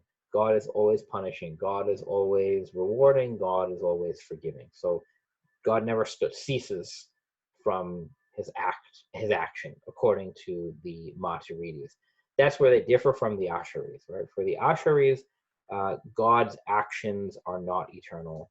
They are temporal. So this was a lot. So now it's time. What we just did is we looked at the 4 Kalam schools' view of God, right? We looked at their proof of God, and then we looked at their view of God. And what we have here is we have at least four different models of the one God. That's what we have. What do they disagree on? They disagree on the nature of God's attributes of essence, and they disagree on the nature of God's attributes of action. They also disagree on what these attributes of essence are. One thing you'll notice is the Hanbalis, the Asharis, and these Maturidis, they would all put God's will and God's speech in the attributes of essence, eternal attributes. The Mutazilis put God's will and God's speech as God's attributes of action, which they see as created, right? So there's a disagreement over what the attributes of essence are. Then there's a disagreement over whether the attributes of action are eternal or temporally created. That's right. So you have at least 4 models in Kalam of God, of the one God, among these schools. So now it's time for a little break.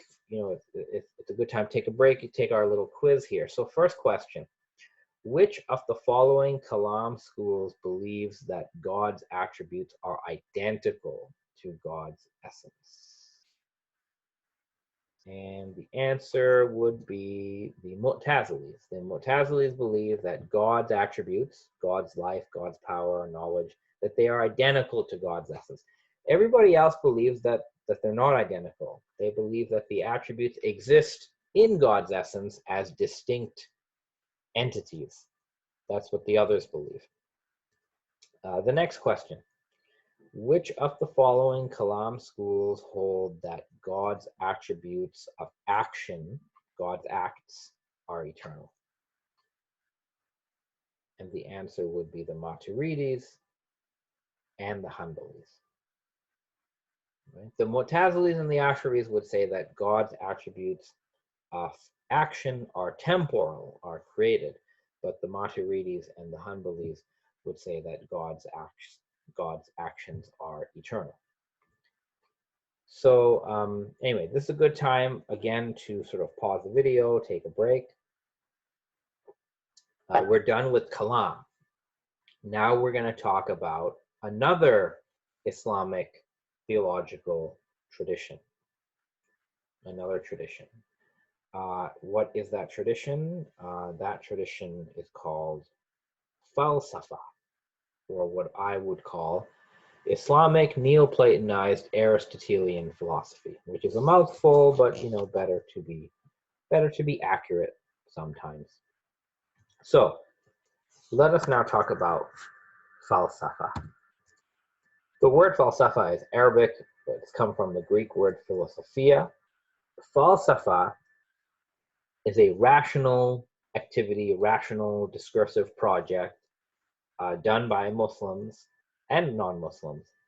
It's aimed at knowing the nature of all things systematically, using the concepts and frameworks from Aristotelian and Neoplatonic texts, which were translated into Arabic.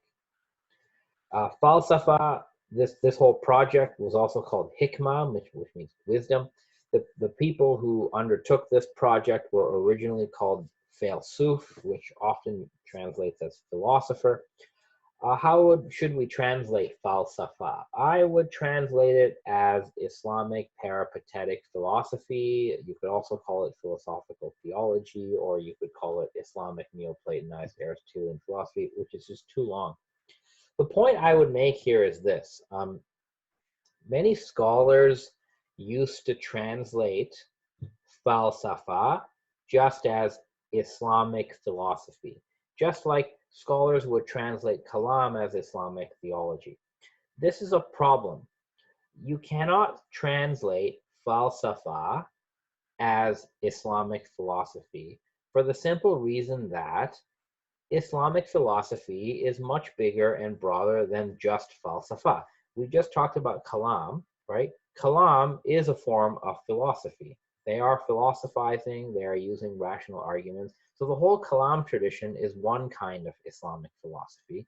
And this tradition called Falsafa is just it's another kind of Islamic philosophy. So you should not translate Falsafa as Islamic philosophy. Oh, everybody does it. It is a type of Islamic philosophy. So you can call it Islamic peripatetic philosophy if you want. Where does it come from? We've talked about this before. There was the Abbasid translation movement, which began in the time of the early Abbasid caliphs. They translated a number of texts from Sanskrit, Persian, Greek into Arabic. And this whole corpus was sort of available to many people in their empire. Many scholars were working on these translations. The Abbasids did this for political reasons, but it basically led to massive intellectual developments. You have a famous Islamic thinker named al-Kindi. He was in charge of a translation team, so they are translating these texts by Plotinus and other Greek thinkers, Proclus, into Arabic. And what al-Kindi is doing is he's also interpreting these texts. He's writing his own works where he's known as a philosopher of the Arabs. But what al-Kindi is doing is he's really taking seriously what he's learning from Aristotle and Plotinus. So for al-Kindi, Allah of the Quran is the same God that the Greek philosophers are talking about. So Allah is the Lord, the first mover of Aristotle, the first cause of Aristotle, the final cause. That's what al-Kindi is saying. And this sort of activity where you're sort of matching the God of the Quran and Islamic Kalam to the God that the Greeks are writing about, it leads to this synthesis of Islamic ideas and Greek philosophy, and it produces this new tradition called Falsafa.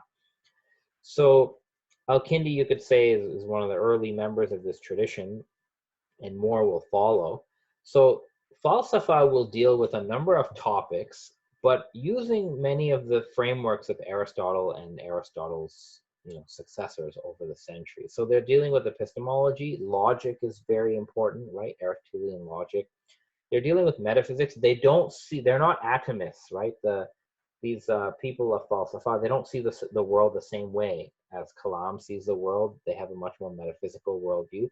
They're also dealing with medicine, astronomy, theology, politics.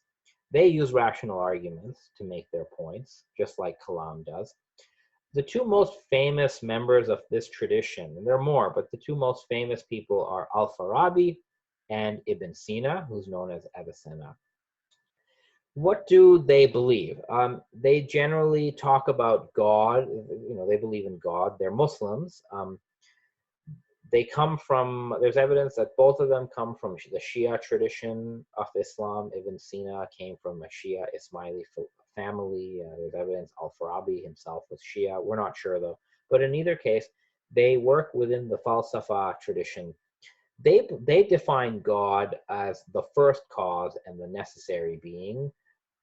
In their view, they're following the Greek thinkers in many respects. In their view, God creates by emanation. So God creates by this sort of outflow or radiation of spiritual light that comes from God. So you could say like God is creating everything sort of out of himself by radiating his own light.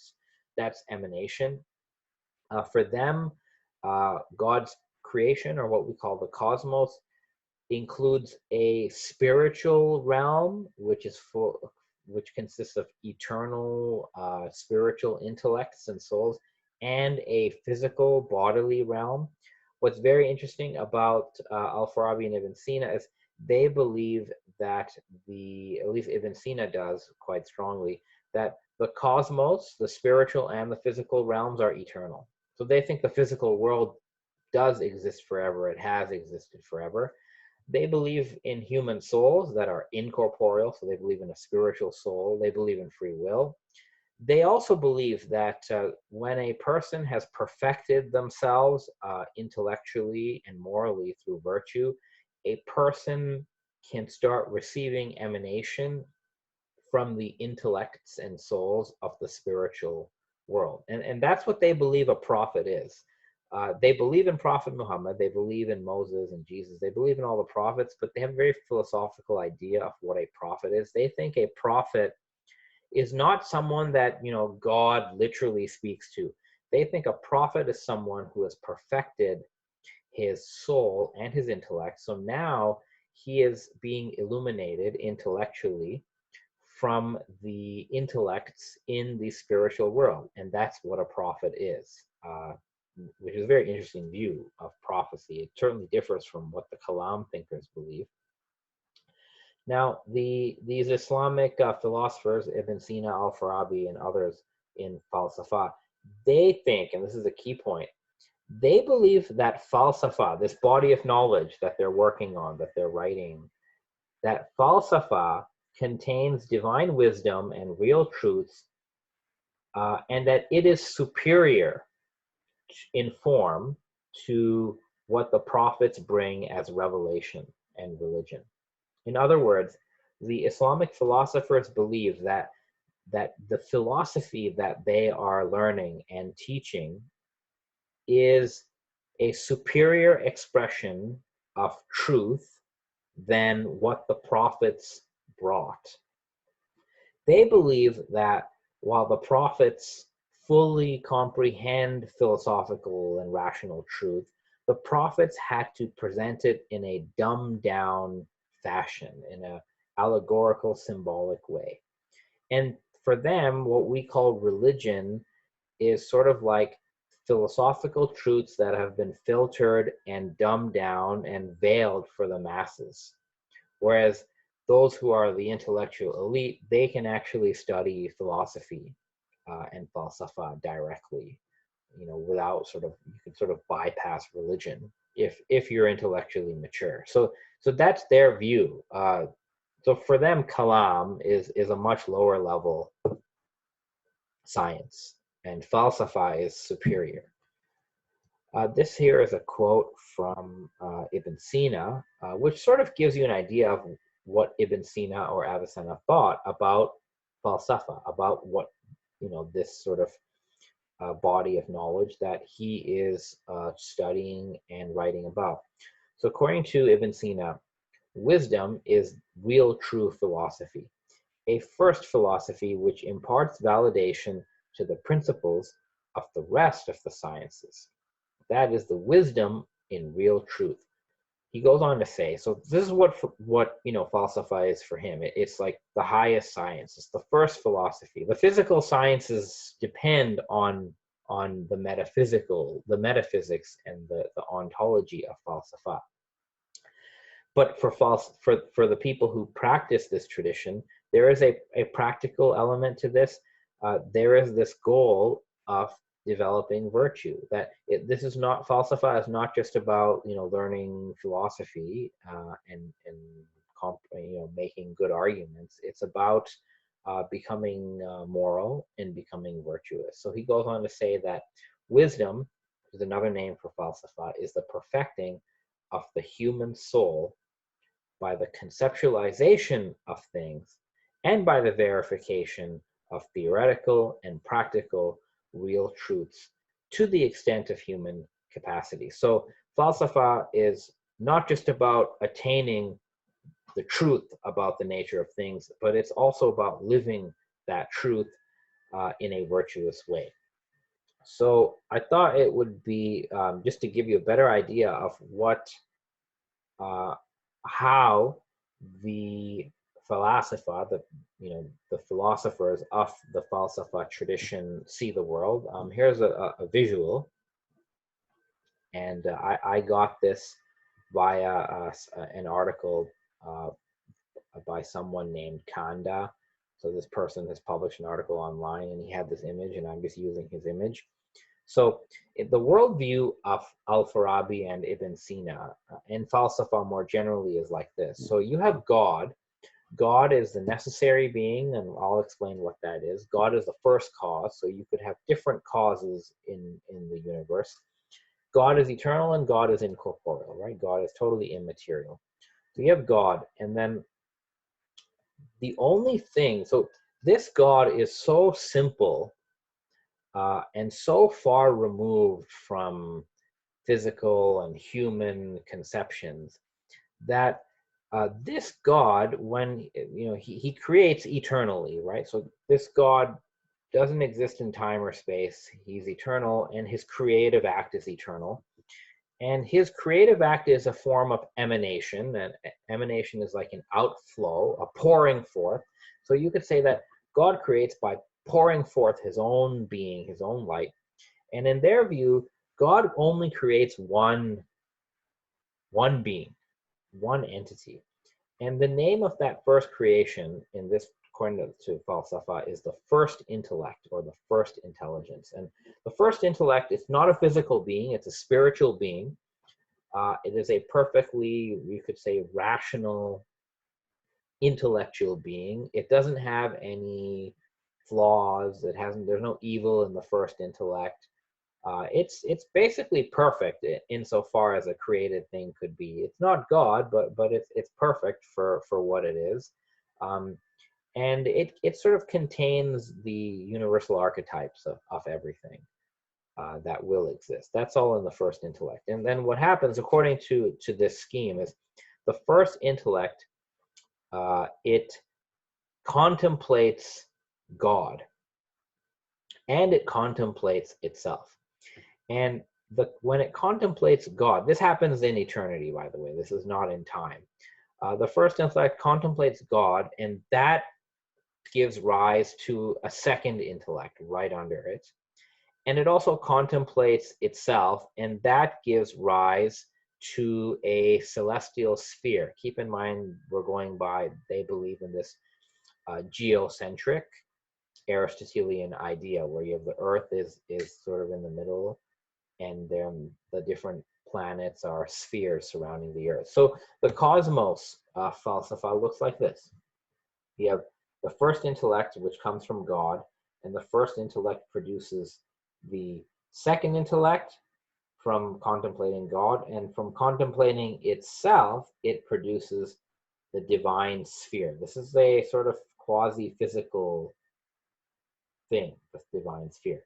Then the second intellect does the same thing. The second intellect contemplates the first intellect, and it contemplates God, and it also contemplates itself, and it produces the sphere of fixed stars, and it emanates the third intellect. So this whole process continues where these intellects emanate out of one another, and they also create, you could say, spheres. So here you have the Earth, right? So the Earth, that's our realm, right? Everything under the moon is our world, the physical world as we know it. We have not directly been created by God. We have not been directly created by the first intellect. The human sort of realm that we inhabit, we've been created by the 10th intellect.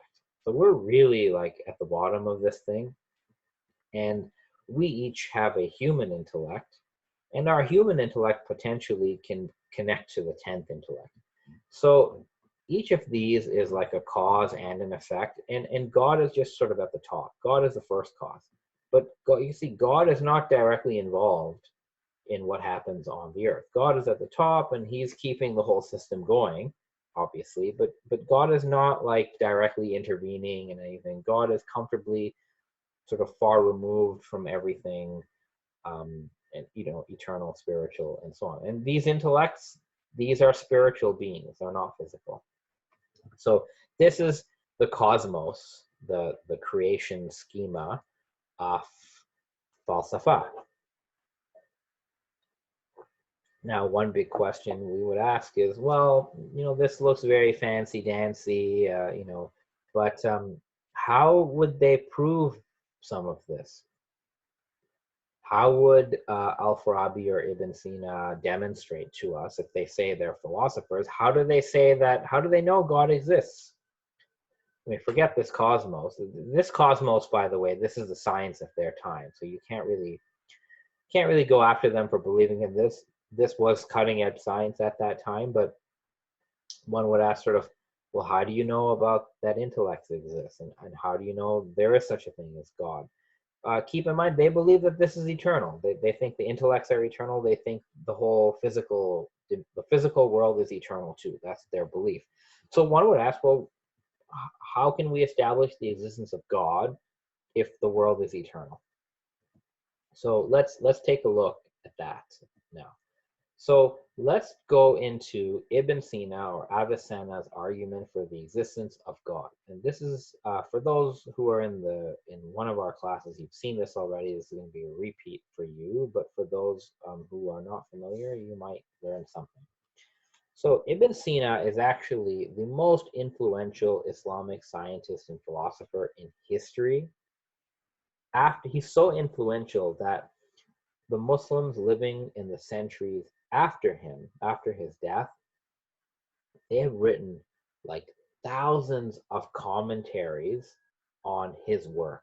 Not just commentaries, but people write commentaries, and then other people write commentaries on those commentaries, and then others write commentaries on those commentaries. There's like 3-4 levels of commentaries on Ibn Sina's works. They're that famous. So I'd call him the most influential Islamic philosopher. He's also a doctor, right? He was a doctor. He wrote a famous book called The Canon of Medicine, which was used in Europe. A lot of some of Ibn Sina's work was translated into Latin, so it made it into Europe. That's why he's called Avicenna in Latin. So what was his argument for God? And this raises the broader question of what is the understanding of God in the Falsafa tradition. And it's very, very important that we learn this. So here's how he begins. Ibn Sina begins with definitions. So he tells us that there are two, when you really think about things, when you really contemplate and we really sit down and rationalize, reason through, there are two kinds of existence, two types of things that could exist. The first type of thing that could exist is a contingent existent. A contingent existent is an existence, something that exists, that when you consider it on its own, when you think about what it is, it may exist or it may not exist. So because a contingent existent, it exists, but it may as well not exist, right? Like the computer I'm using, this computer, it did not have to exist, right? It's quite possible that the computer was never built. So the idea here is that anything that is a contingent existent, if it does exist in the real world, it requires a cause for its existence. So a contingent existent, even when it does exist, it doesn't exist by virtue of itself. Something else, a cause, has made it exist. So a contingent existence is necessary through something else. That's what Ibn Sina would say. Most things that we know about in the world are contingent existence. Just think about anything that exists in the real world and ask, is there anything about that particular thing that really necessitates that it must exist? So rocks and plants and animals, persons, ourselves. Is there anything inherent about us that would demand that we always exist? Or, is it possible that, I did not exist? Is it possible that my iPhone, does not exist? And you'll notice that most things are contingent. Generally speaking, anything that is changing, right? Anything that's undergoing change is a contingent existent because it's literally changing and its existence is changing. Now, another type of existent is called a necessary existent. A necessary existent is the opposite. It's something that when you consider it in and of itself, it has to exist. It is necessary. It must exist. Logically speaking, a necessary existent is that which must exist. It can never fail to exist. It is not possible for it to not exist. And whatever a necessary existent is, it has no cause, right? It doesn't depend on something else to exist. So the difference here is that a contingent existent is something that when it does exist, it depends on something else in order to exist, a cause. whereas a necessary existent is something that exists, and it always exists. It doesn't depend on anything else to exist. It exists by virtue of what it is. Ibn Sina will say that God is the necessary existent, right? God is the necessary existent through itself. So for God, God's existence does not depend on anything else. That's what Ibn Sina would say. Now the question is, how do we know that there really is a necessary existence? In other words, how do we know that God is? That is what Ibn Sina wants to prove, and he's going to prove it. Now, before we turn to his proof, there's something very important that we need to take note of. So when we say a contingent existent requires a cause, what does that mean? What do we mean by cause? Because the term cause can be used in so many different ways, it can be very confusing on what we mean. So what do we mean by that?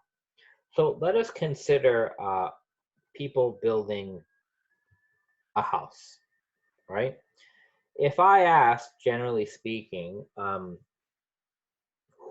once the house is built, if I said, what is the cause of this house, right?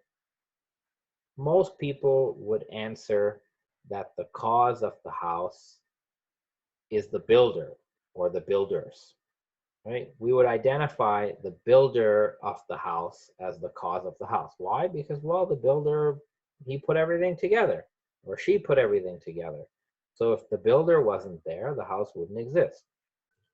Now, Ibn Sina would tell us to think about this in a more deeper sense. Is the builder really the cause of the house? He would pose that question. So he tells us in one of his famous books, the Danishnameh, the builder of the house is not actually the cause of the house, though he's responsible for the movement of wood to the place of the house. This condition terminates after the builder or the maker of the house has left. So I'll just pause here. He's telling us, Ibn Sina is telling us that the builder of the house is not really the cause of the house, because once the builder has finished his work, the builder can leave, the builder could disappear, but the house will still stand, right? The house will still be there. So if you think about it, the continued existence of the house does not depend on the builder. And in that sense, the builder is not the cause of the house. Ibn Sina continues, the actual cause realizing the form of a house is the superimposition of the elements which constitute the house and their intrinsic nature, which necessitates the persistence of the house having that form.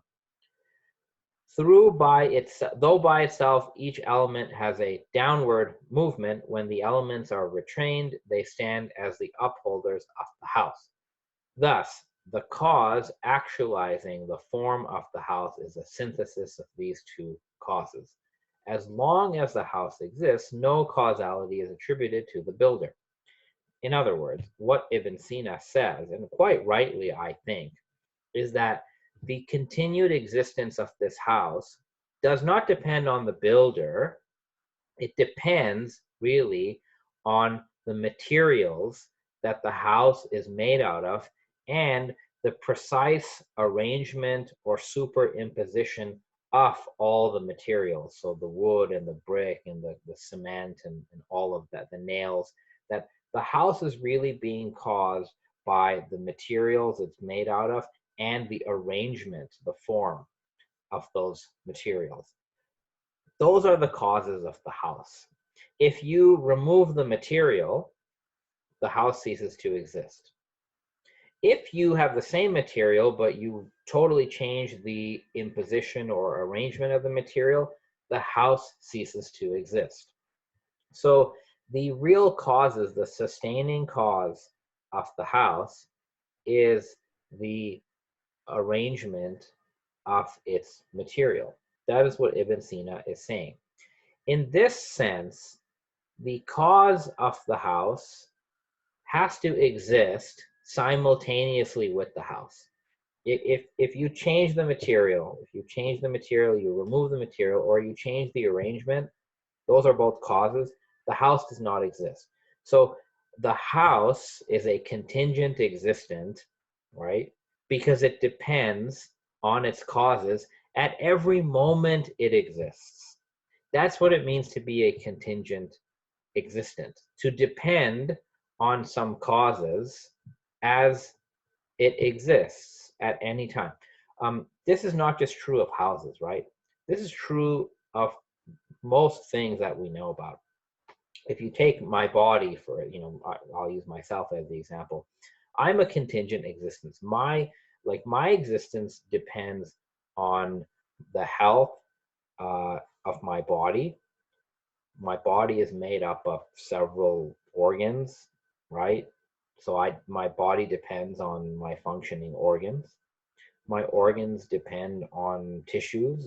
The tissues depend on cells. The cells depend on molecules, and so on. So if you just examine yourself, or my computer, or whatever it may be, all these things have dependency on simultaneous causes.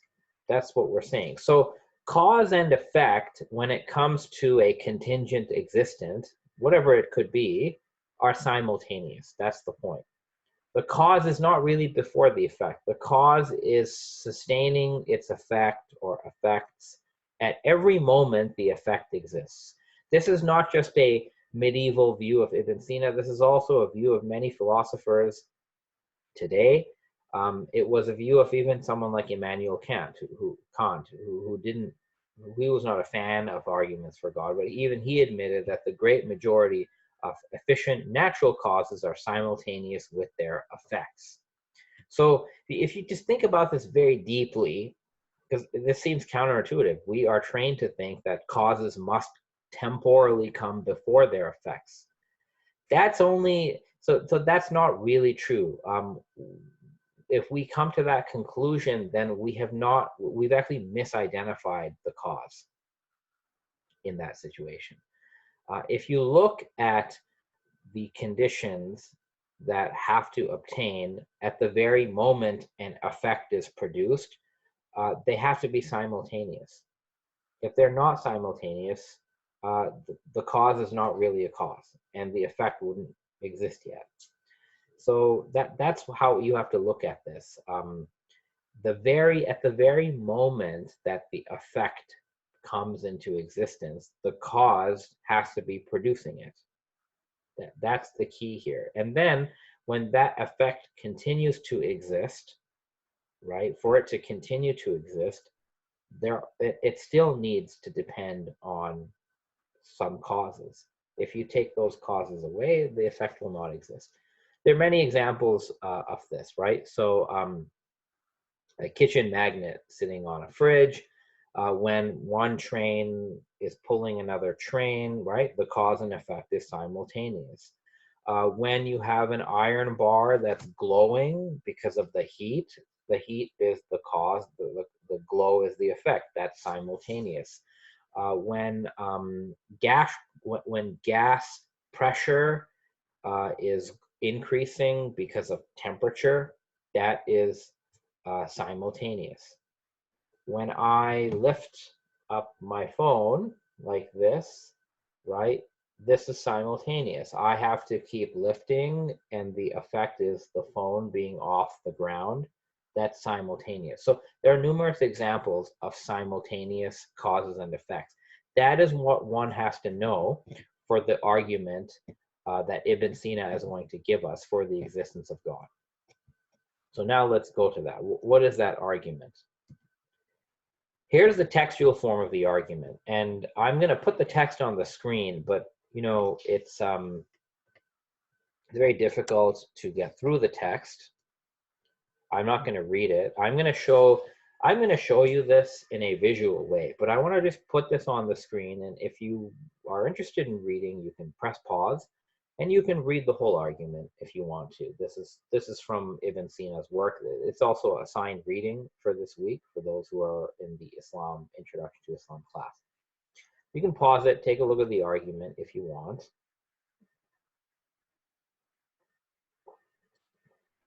I'm going to show this in a visual way, my attempt to make this argument accessible to you.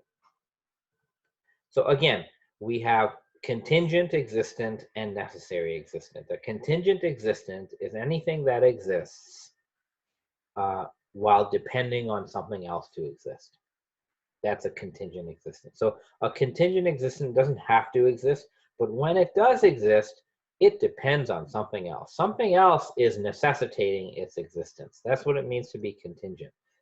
Most things that we know about today are contingent. This computer is contingent.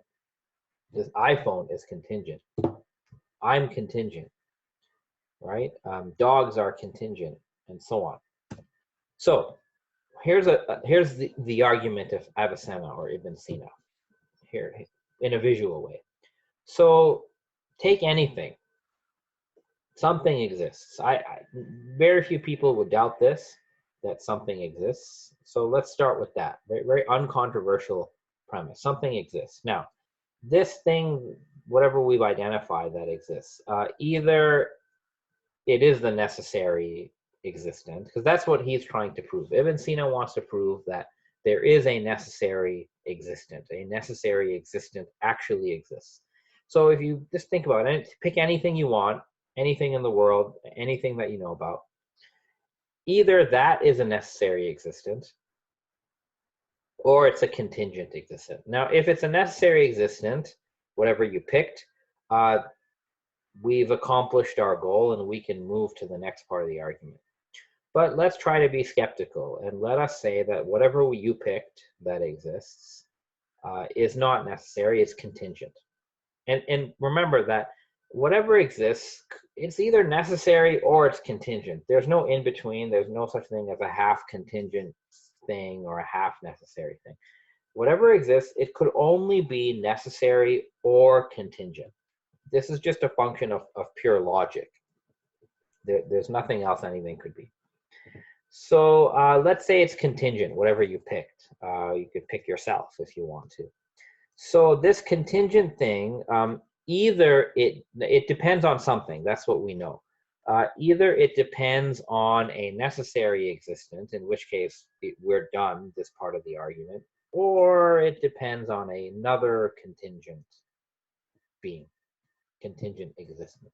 By being here, I don't mean a conscious being. I just mean anything that exists. So let's say that whatever we started with, it depends on another contingent being. All right. So this next contingent being now, same question. Either it depends on a necessary existence, in which case the argument's done, or it depends on another contingent being. And of course, let's be skeptical. Let us say that it depends on another contingent being. All right, so this one, this contingent being, it depends on the necessary existence, or it depends on a contingent being. And again, we'll pick the contingent being because let's be very difficult about this whole thing. And this one too, it could depend on a necessary being, or it could depend on a contingent being. We'll pick the contingent being. Same thing here. This could depend on a necessary being, or it could depend on a contingent being. Now let's keep picking the contingent beings, right? And we can repeat this for infinity. So now let us say we have a whole group of infinite number of contingent beings. Just for the sake of it, let's just say that's what we have. In fact, let us say that the set of all contingent beings, so whatever they are. Now, for this activity, we don't need to empirically observe everything in the universe to make this point, right? This universe, we only know like 1% of the universe. There are so many things that exist in the universe, we don't know about it. dark energy, dark matter, aliens, who knows? There could be other universes, right? There could be a multiverse. There could be all sorts of things. We could be living in a simulation, which exists in another simulation, it doesn't matter. In either case, whatever reality is actually like, it's either going to be contingent or necessary. So for the sake of argument, let's say whatever reality really is, whether you believe in multiverses, quantum realities, whatever it is, let us consider that we have the set of all contingent beings, and that there's an infinite number of them. Keep in mind again, when I'm talking about this sort of infinite set of contingent beings, I'm not talking about going back in time, right? We're not talking about going back in time to the past. That is not what's at stake here. We're talking about a chain of contingent causes and effects that exist at any moment, at every moment. So when we say something exists and that something depends on, we're not talking about the causes in the past. We're talking about what it depends on right now. This very instant, this contingent existent, it depends on something. And we're saying that let's pretend that it depends on an infinite number of contingent beings, each of which depends on the other. That's what we're talking about. So here's our question. If we have the whole set now, right? The whole set of contingent beings, n is infinity. What about the whole set? So the set of all contingent beings, is that contingent or is it necessary? So Ibn Sina says that there are three options. You have three options on this, or four options. So this whole set, it could be necessary. That's one option. Right? It could be necessary. So let's say, let's assume that maybe if you group all contingent beings together, and there's an infinite number of them, they all depend on each other, maybe that's a necessary being. Ibn Sina, of course, will say actually that's not possible. If this series of contingent beings, even if it goes to infinity, every member in this is contingent.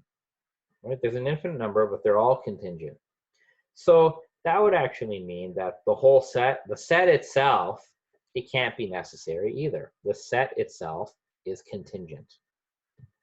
If everything within it is contingent, then the whole thing is contingent. And you might say, no. Why can't the whole set of contingent beings be a necessary being? If that were the case, it would mean that this necessary being that we got here is itself the amalgamation of infinite contingent beings. And it would mean that this was caused by all these contingent beings. You might say, okay, well, that's great. Why can't we do that? If a necessary being has been caused by the aggregation of contingent beings, then it's not really a necessary being. It's been caused by them. A necessary being is that which has no cause. That's what it means to be necessary.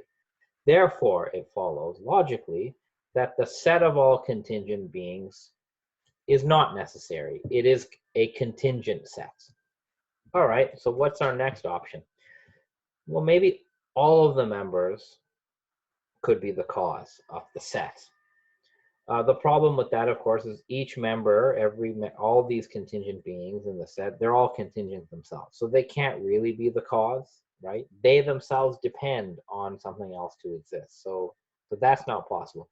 Maybe one of these members here, right, is the cause of all the others. That could be, but whichever one you pick in the chain, it depends on everybody else in the chain to exist, right? So you pick this one, well, he depends on him, and then he depends on him, and so on. Even this, there's no bottom, right? So they all depend on each other. So this is not possible either, because everything is contingent. The only option we have is that if you have the set of all contingent beings, there has to be a cause for the whole set that is external to the set. Okay, so now what if we said that this whole set of contingent beings depends on a contingent being that is outside the set? That's a solution, right? They depend on this. The problem here is if you say that the set of all contingent beings depends on a contingent being, this contingent being should really be part of the set. Why? Because we've defined it as the set of all contingents. So that doesn't work. And we're actually out of options. There's only one solution to this. This is a logical problem. The only solution to this logical problem, right? Again, it doesn't matter what the universe is.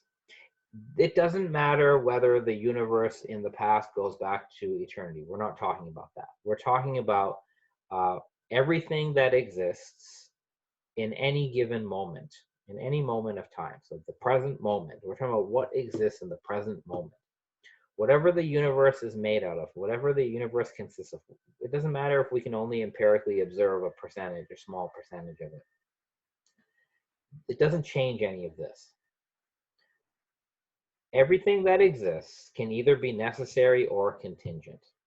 And if we can try to avoid the existence of a necessary being, and we can say that there's an infinite number of contingent beings, but even if we group them all together, we sort of consider all contingent beings together, it doesn't matter how many multiverses there are, at the end of the day, contingent beings by themselves could not exist.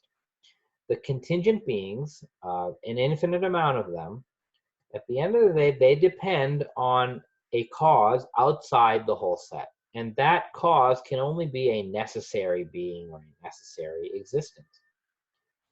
This, if you follow this logically, this is what you end up with.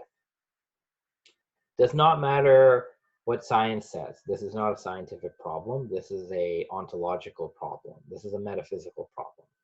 So this is the solution, that there must be at least one necessary existence that is outside the set of all contingent things. And all contingent things at any moment, and this is not about the past, let's assume the universe is eternal, it's not about the past, but even this eternal universe would be a contingent thing. You may say, why can't the universe be a necessary being? Well, for starters, the universe couldn't be a necessary being because the universe itself is in a state of change. And it's in a state of composition. It's made up of all these other things. And as we'll see, a necessary existent cannot be any of those. So, but again, this argument, as I've articulated here, we don't need the concept of the universe, right? We never actually have to argue at any point that the universe is contingent. Rather, whatever the contingent beings are, it could be 5,000 universes, they all depend on a necessary being, a necessary existence. Now we can sort of go further. It logically follows that any necessary existence, there's at least one, there could be 10 at this point, but there's at least one of them, right, that these depend on.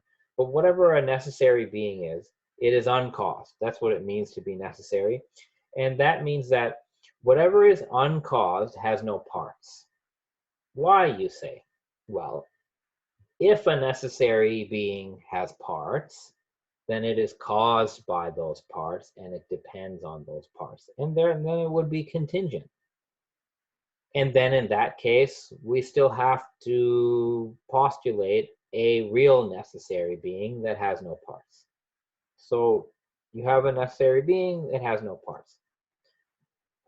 If two or more necessary beings existed, then each of them would consist of parts, right? So if you had two necessary beings, if there were really two, or three or four, but if there were really two, they would each have to possess something that they share in common. That's why they're two of a kind, so they have something in common, but then they would each have a differentia, what I call a differential factor. Something must make necessary being number one different from necessary being number two. So if you have two of them, this is what you get. And that would mean that each of these two necessary beings, if there are really two of them, they would be composed of parts. But wait, we see up over here that the meaning of being necessary, of being a necessary being, is to have no parts. Therefore, it follows logically that you can't have two necessary beings. There's only one necessary being. And finally, if you inquire, if you logically deduce, what are the features or qualities of this necessary being? A necessary being would be timeless. It cannot undergo change. If it underwent change, it would not be a necessary being, right? Parts of it would cease to exist.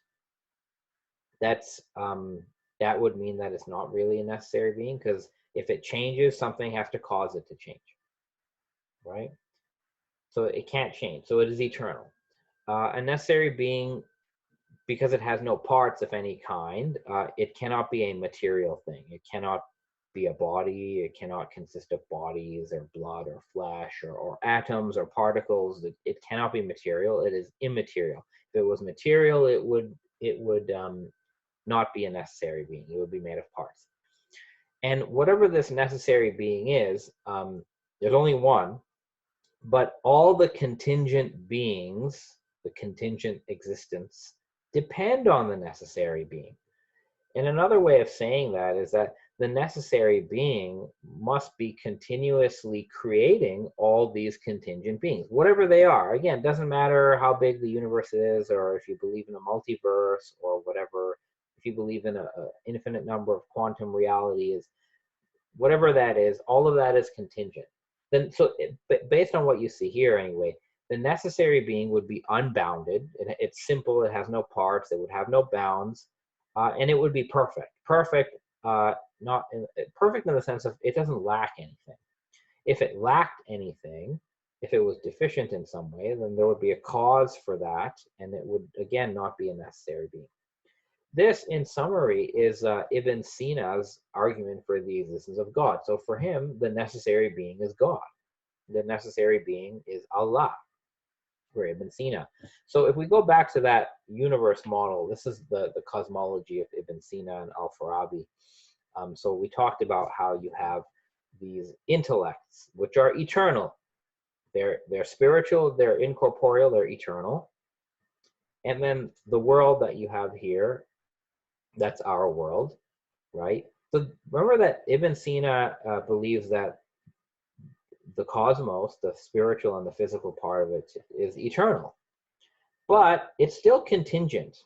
All of these things, our world, these celestial intellects, which are eternal, they're still contingent. So a contingent existence could be eternal. It could exist forever. It could even be outside time. Nevertheless, whatever the contingent existence are, it could consist of eternal things, they eternally depend on God. So the contingent things, whatever they are, if they're eternal, they eternally depend on the necessary being. So you can have multiple eternals, you can have a whole eternal universe, it doesn't matter. It's still contingent. Only God is necessary. Everything else is contingent. No matter how eternal it is, no matter how complex it is. Even the first intellect, according to Ibn Sina al-Farabi, the first intellect is eternal. It's perfect. It doesn't have any deficiencies. It has no limits, but it is still contingent. And therefore, that means the first intellect, despite how great it is, it depends on God to exist at all moments. So that's how this ties together. Now, somebody might say, look, this is all very interesting. This is a very cool idea of God, but the Quran does not talk about God like this. The Quran doesn't talk about the first cause. The Quran doesn't give us this very sophisticated logical argument for God. The Quran doesn't say that God is incorporeal and so on and so forth. Ibn Sina would agree with you. Avicenna, Ibn Sina would say, yeah, you're right. the Quran does not talk about God like this. In fact, none of the scriptures do. And somebody might say, well, how do you explain that? Isn't this whole idea, isn't this sort of philosophical idea of God going against the teachings of religion? Ibn Sina would tell us, actually, well, I'll just quote him. This is what he says. So he says that, as for religious law, one general principle is to be admitted, he says. He goes on to say, to wit, that the religions and the religious laws promulgated through a prophet aim at addressing the masses as a whole. So religion is for the masses, he says. It is obvious that the deeper truths concerning the real unity of God, the way he's talked about it, that there is one creator who is exalted above quantity, quality, place, time, position, and change, which leads to the belief that God is one without anyone to share in his species, nor is he made of parts, quantitative or conceptual, that neither is he transcendent nor immanent, nor can he be pointed to as being anywhere. It is obvious, Ibn Sina says, that these deeper truths cannot be communicated to the multitude.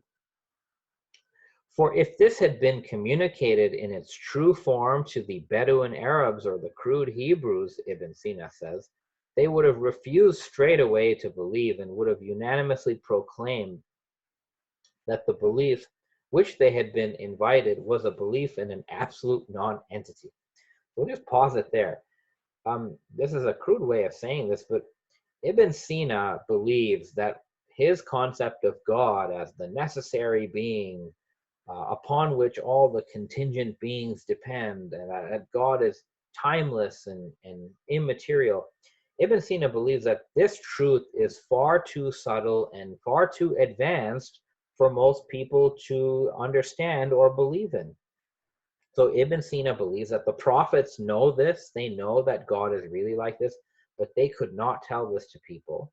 They had to sort of dress up these truths with some symbols, with some persuasive, artful symbols. So Ibn Sina goes on to say that the whole account of the unity of God and religion is expressed in anthropomorphism. So he's saying the prophets purposely talk about God as having hands and feet and face and getting angry and getting happy and laughing and so on. The prophets talk about God in this way to appeal to the far more primitive mentality of most people. That is what Ibn Sina thinks. He even says the Quran does not contain even a hint to the deeper truth about this important problem. It does not contain a detailed account concerning even the obvious matters needed about the doctrine of the unity or the oneness of God. Because the Quran actually, in its literal meaning, is quite anthropomorphic. He says the anthropomorphic phrases, the phrases in the Quran that liken God to human qualities are innumerable. That's what Ibn Sina says. So Ibn Sina does not expect the Quran to come out and tell you what he's telling you. He thinks the Quran has been composed by the Prophet Muhammad as a symbolic, dumbed-down version of philosophical truths. Ibn Sina goes on to say that, by my life, if God the Exalted did charge a prophet that he should communicate the reality about these matters to the masses with dull natures and with minds tied down to pure sensibles, and then constrained him to pursue relentlessly and successfully the task of bringing faith and salvation to those same masses, and then, to crown all, he charged him to undertake the purifying training of all the souls so they may be able to understand these truths, then God certainly has laid upon him, the prophet, a duty incapable of fulfillment by any man. So basically, Ibn Sina says that if God made the prophet communicate these philosophical truths to this mass of people who are fighting amongst themselves, people who are so attached to the physical world, it would be impossible. The prophet would never be able to convince people to believe in his religion if the prophet told them the pure philosophical truth about God. That's what Ibn Sina says. So he concludes by saying that all this shows that religions are intended to address the masses in terms intelligible to them. So, that's his view.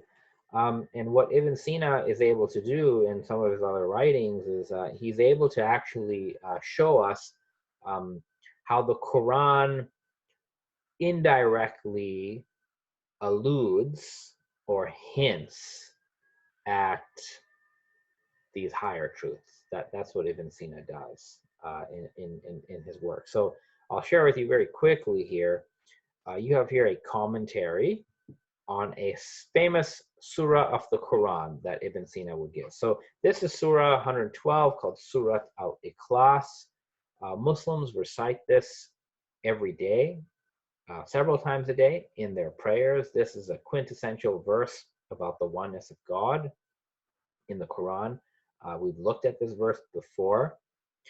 I want to just quickly share with you Ibn Sina's comments about this verse. This is how he interprets this part of the Quran. I'm getting this from an article that was published some time ago, about 10 years ago.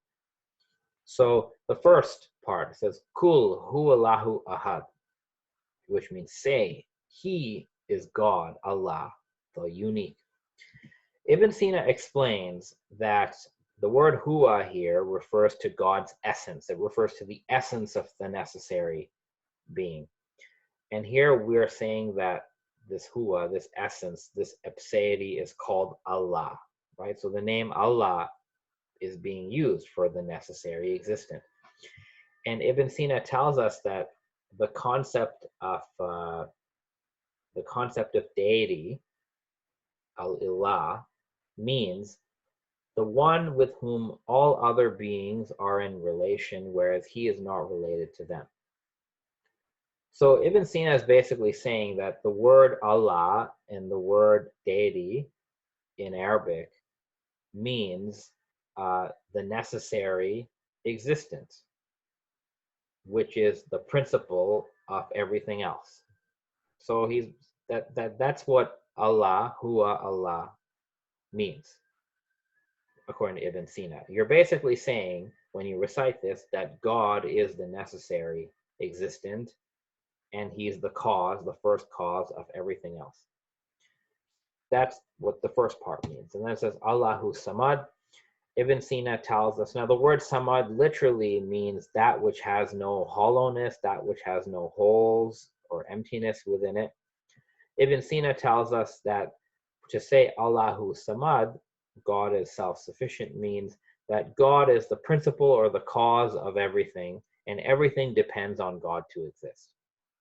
So that's what the next part means. Then, lam yalid wa lam yulad. He neither begets nor is he begotten. According to Ibn Sina, that means that everything that exists it proceeds from God. It comes from God by emanation. So God creates by emanation. But it is impossible that something similar to God proceeds from him. So God creates by emanating sort of his light, emanating his being that gives rise to creation. But God cannot emanate another God, right? There cannot be two necessary existence. That's what Ibn Sina says here. That's the meaning of he neither begets nor is he begotten. Also, he is not begotten also means that God is the necessary being. God is self-sufficient. He is by his own essence. The last part, وَلَمْ يَكُونْ لَهُ كُفُوًا أَحَدٌ. According to Ibn Sina, this means that the necessary existent has no equal. Again, like you can only have one necessary existent. I just showed that. Nothing is equal to him. There's nothing else. Only God alone is the necessary existent. So for Ibn Sina, these verses of the Quran, which Muslims recite several times a day, they all have a hidden or inner philosophical meaning. And that's the meaning that I've summarized for you on this slide. So Ibn Sina would say you could read the whole Quran this way. Like there's a deeper philosophical meaning to the Quran. So just to sort of zoom out a little bit, I've talked about two traditions of Islamic theology so far. I've talked about Kalam, we talked about, 4 Kalam schools, including the Mu'tazilis, and I've talked about another tradition called Falsafa, of which, Ibn Sina, Avicenna, is the most famous exponent. Now, before the 12th century, the Kalam tradition and the Falsafa tradition were in competition. They were rival traditions. And what I've done here is, with this Venn diagram, you can see that there are some ideas, beliefs that are unique to each tradition, right? So they had pre-12th century, Kalam had a set of beliefs here, and Falsafa had a set of beliefs, which clash, right? The Kalam thinkers are atomists. The Falsafa thinkers are not atomists. They believe different things about God. They deal with different topics, but there is topical overlap. And some beliefs that the Mu'tazili hold, that's common to the people of the Falsafa tradition. So in terms of topics, Kalam deals with some topics, Falsafa doesn't deal with them. Falsafa deals with some topics that Kalam doesn't deal with. Kalam doesn't really deal with chemistry or medicine. And then there's shared topics. This is all pre-12th century. Now, something very interesting happens here. In the 11th century, some Kalam theologians begin incorporating, let's say they begin stealing some of the ideas in Falsafa, which is very interesting. They start, borrowing a few terms. Then you have al-Ghazali. Al-Ghazali is a famous Kalam theologian. He's famous for many reasons, but one thing he did is he's a Kalam theologian who studied Falsafa in depth. And he studied it for several years, and he wrote a book. He doesn't believe in Falsafa, but he wrote a book called The Goals of the Philosophers, which is on Falsafa. Then Ghazali followed that up with another book called The Incoherence of the Philosophers, and he's referring to the Falsafa tradition. What he did in that book, The Incoherence, is he examined about, I think, 20 beliefs in the Falsafa tradition, right? Like beliefs like God is the first cause and the soul is immaterial. He looked at 20 beliefs. And of those 20, Ghazali argued that 3 of their beliefs are outside Islam. The rest of them are okay, but 3 beliefs are outside Islam. The belief that the world is eternal, the denial of bodily resurrection, and the idea, the Falsafa tradition generally believes that God only knows universals, he doesn't know particulars. So Ghazali took issue with those 3 beliefs. He tried to refute them, he wrote pretty harshly against them. And a lot of scholars, Western scholars, just by reading this book, felt that Ghazali dealt a death blow to Falsafa, that Ghazali ended Islamic philosophy when he wrote this book. Now, further research has shown that this is actually not true. What actually ends up happening is, while Ghazali condemned 3 beliefs from Falsafa, in his other works, he incorporated many of their other beliefs. Ghazali was a big fan of Aristotelian logic. He incorporated some of the cosmological ideas in Falsafa. So Ghazali actually believes in a spiritual world and a physical world. He's one of the earliest Kalam theologians to believe that. Before Ghazali, most Kalam theologians believe only in a material creation. There's God and matter, right? God and bodies, rather. But Ghazali changes. So Ghazali ends up, he's a Kalam theologian, but what he ends up doing is you could say, naturalizes many of the ideas of Falsafa into Kalam. In fact, in the 12th century, many scholars were complaining about Ghazali. They said when Ghazali took to refuting Falsafa, or refuting these philosophers, he popularized their beliefs. And what we see going forward, so from the 12th century onward, what we are seeing is there is a sort of a merger, or you could say an incorporation of Falsafa into Kalam. So I'll do that again. From the 12th century onward, the Kalam thinkers are selectively but substantially incorporating the topics and some of the beliefs of the Falsafa tradition into their tradition. And many Muslim scholars noticed this. Some complained, they said the problems of Kalam are now confused with the problems of Falsafa. Some scholars said that it's no longer possible to tell whether a given text is a Kalam text or a text of Falsafa because it's so integrated. But that's what you get. There's this integration of topics, integration of beliefs. The Kalam theologians are basically, they're doing philosophy. They've incorporated a lot of Greek philosophical ideas. And the main figure whose ideas are being incorporated into Kalam is Ibn Sina, Avicenna. Avicenna's argument for God as a necessary being, it gets imported, or you could say, it gets imported into the Kalam tradition. So the Kalam tradition changes its argument for the existence of God. They use a version of Ibn Sina's argument. So let's now's a good time to take another breather, another break. So here we have a little quiz for us. So the first question, true or false? Kalam means Islamic theology and Falsafa means Islamic philosophy. Is that true or false? It's false. It's false. Why is it false? Well, Islamic theology is broader than Kalam. Kalam is a type of Islamic theology, but it is not Islamic theology as a whole. There are other religious sciences that would count as Islamic theology. Falsafa is not the same as Islamic philosophy. Falsafa is just one tradition of Islamic philosophy. Kalam would count as Islamic philosophy as well. All right, next question. According to Al-Farabi and Ibn Sina, which statement is not true about God, according to them? A, B, C, or D. So do they think God is a necessary existent? You bet they do. Do they think God is eternal? Absolutely. Do they think God creates by emanation? Absolutely they do. Do they think God's attributes are different or distinct from God's essence? No, they don't.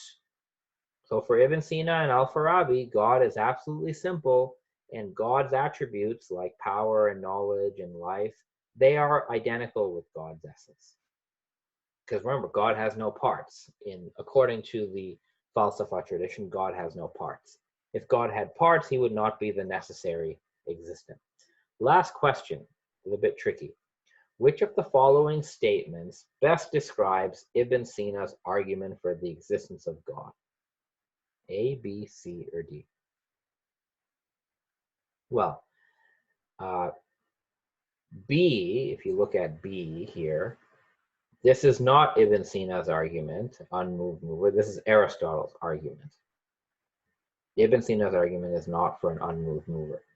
If you look at C, the universe has a finite past and began to exist at the Big Bang, so it requires a non-physical, eternal, supernatural cause.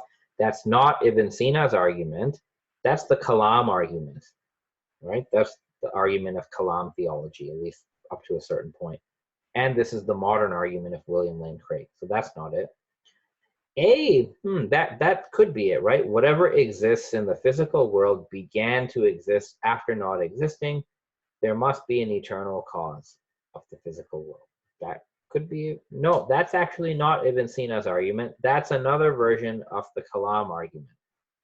Ibn Sina's argument is D.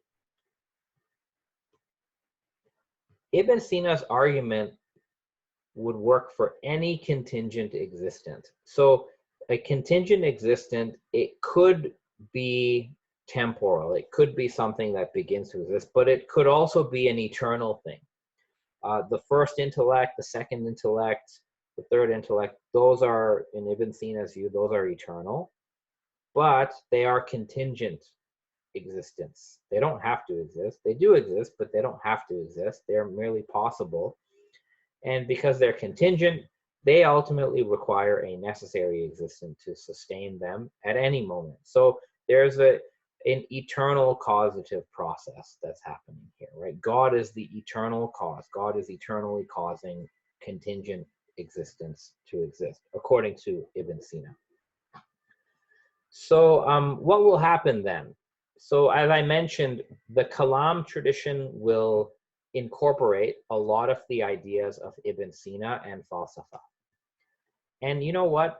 If you're thinking that, look, this is some very heavy stuff, and how do normal people how do normal Muslims absorb these ideas of Kalam and Falsafa, and how did that work? So in the centuries following this development, so, you know, after the 12th century, of course, people are still doing theology, right? Kalam continues very strongly, but there's a recognition by many scholars that for the, I don't want to say common people, but for the sort of rank and file Muslims who, you know, the scholars want Muslims to have access to these theological ideas, but they certainly will not have the time to go through all these arguments and stuff.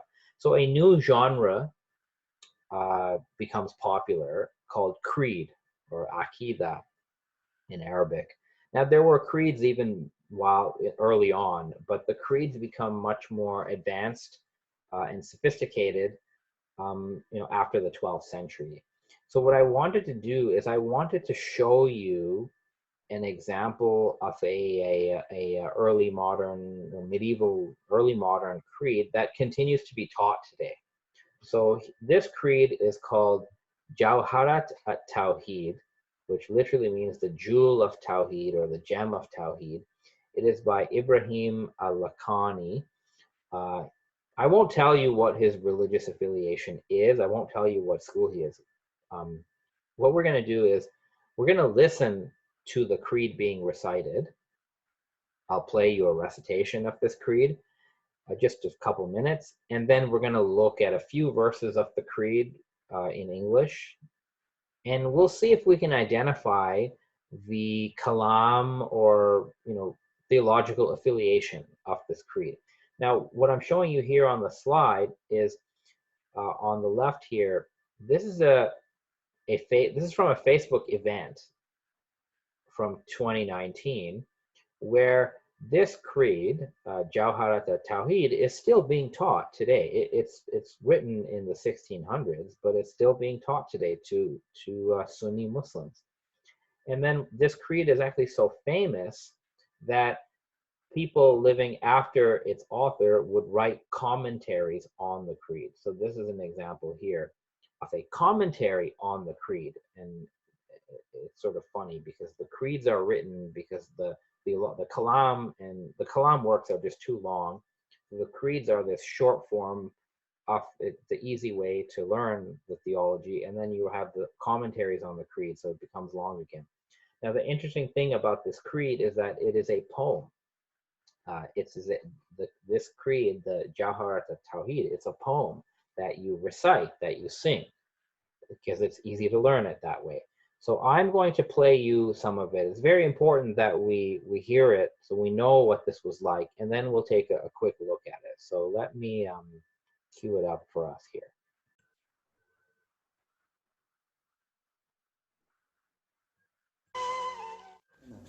Alhamdulillahi ala silatihi thumma salamullahi ma'a salatihi ala nabiyyin jaa bit-tawhid wa qad khalat binu'ani tawhid fa arshada al-khalqa li-din al-haqq bi sayfihi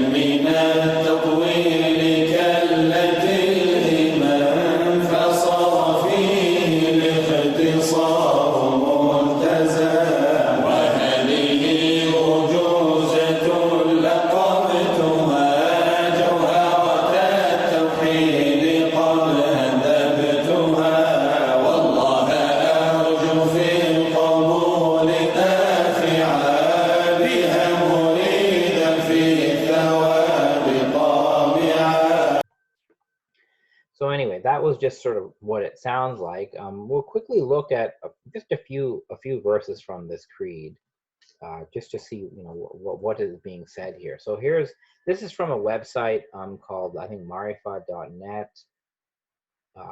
where they translated this creed. It's not an official translation, but I just used their translation. I could retranslate it myself, but it was more convenient to use what's already there. So this creed begins in verse 5 here. It says that the knowledge of the principles or the fundamentals of religion is obligatory, but it requires explanation or exposition. Then the next verse says, however, due to the length of the large works of this science, people's resolve has weakened. So this is basically saying that, ideally everybody would learn Kalam, theology, but the books are so long, people just don't have the time. Therefore, the author has written this poem called The Precious Jewel of Tawhid, of Divine Oneness.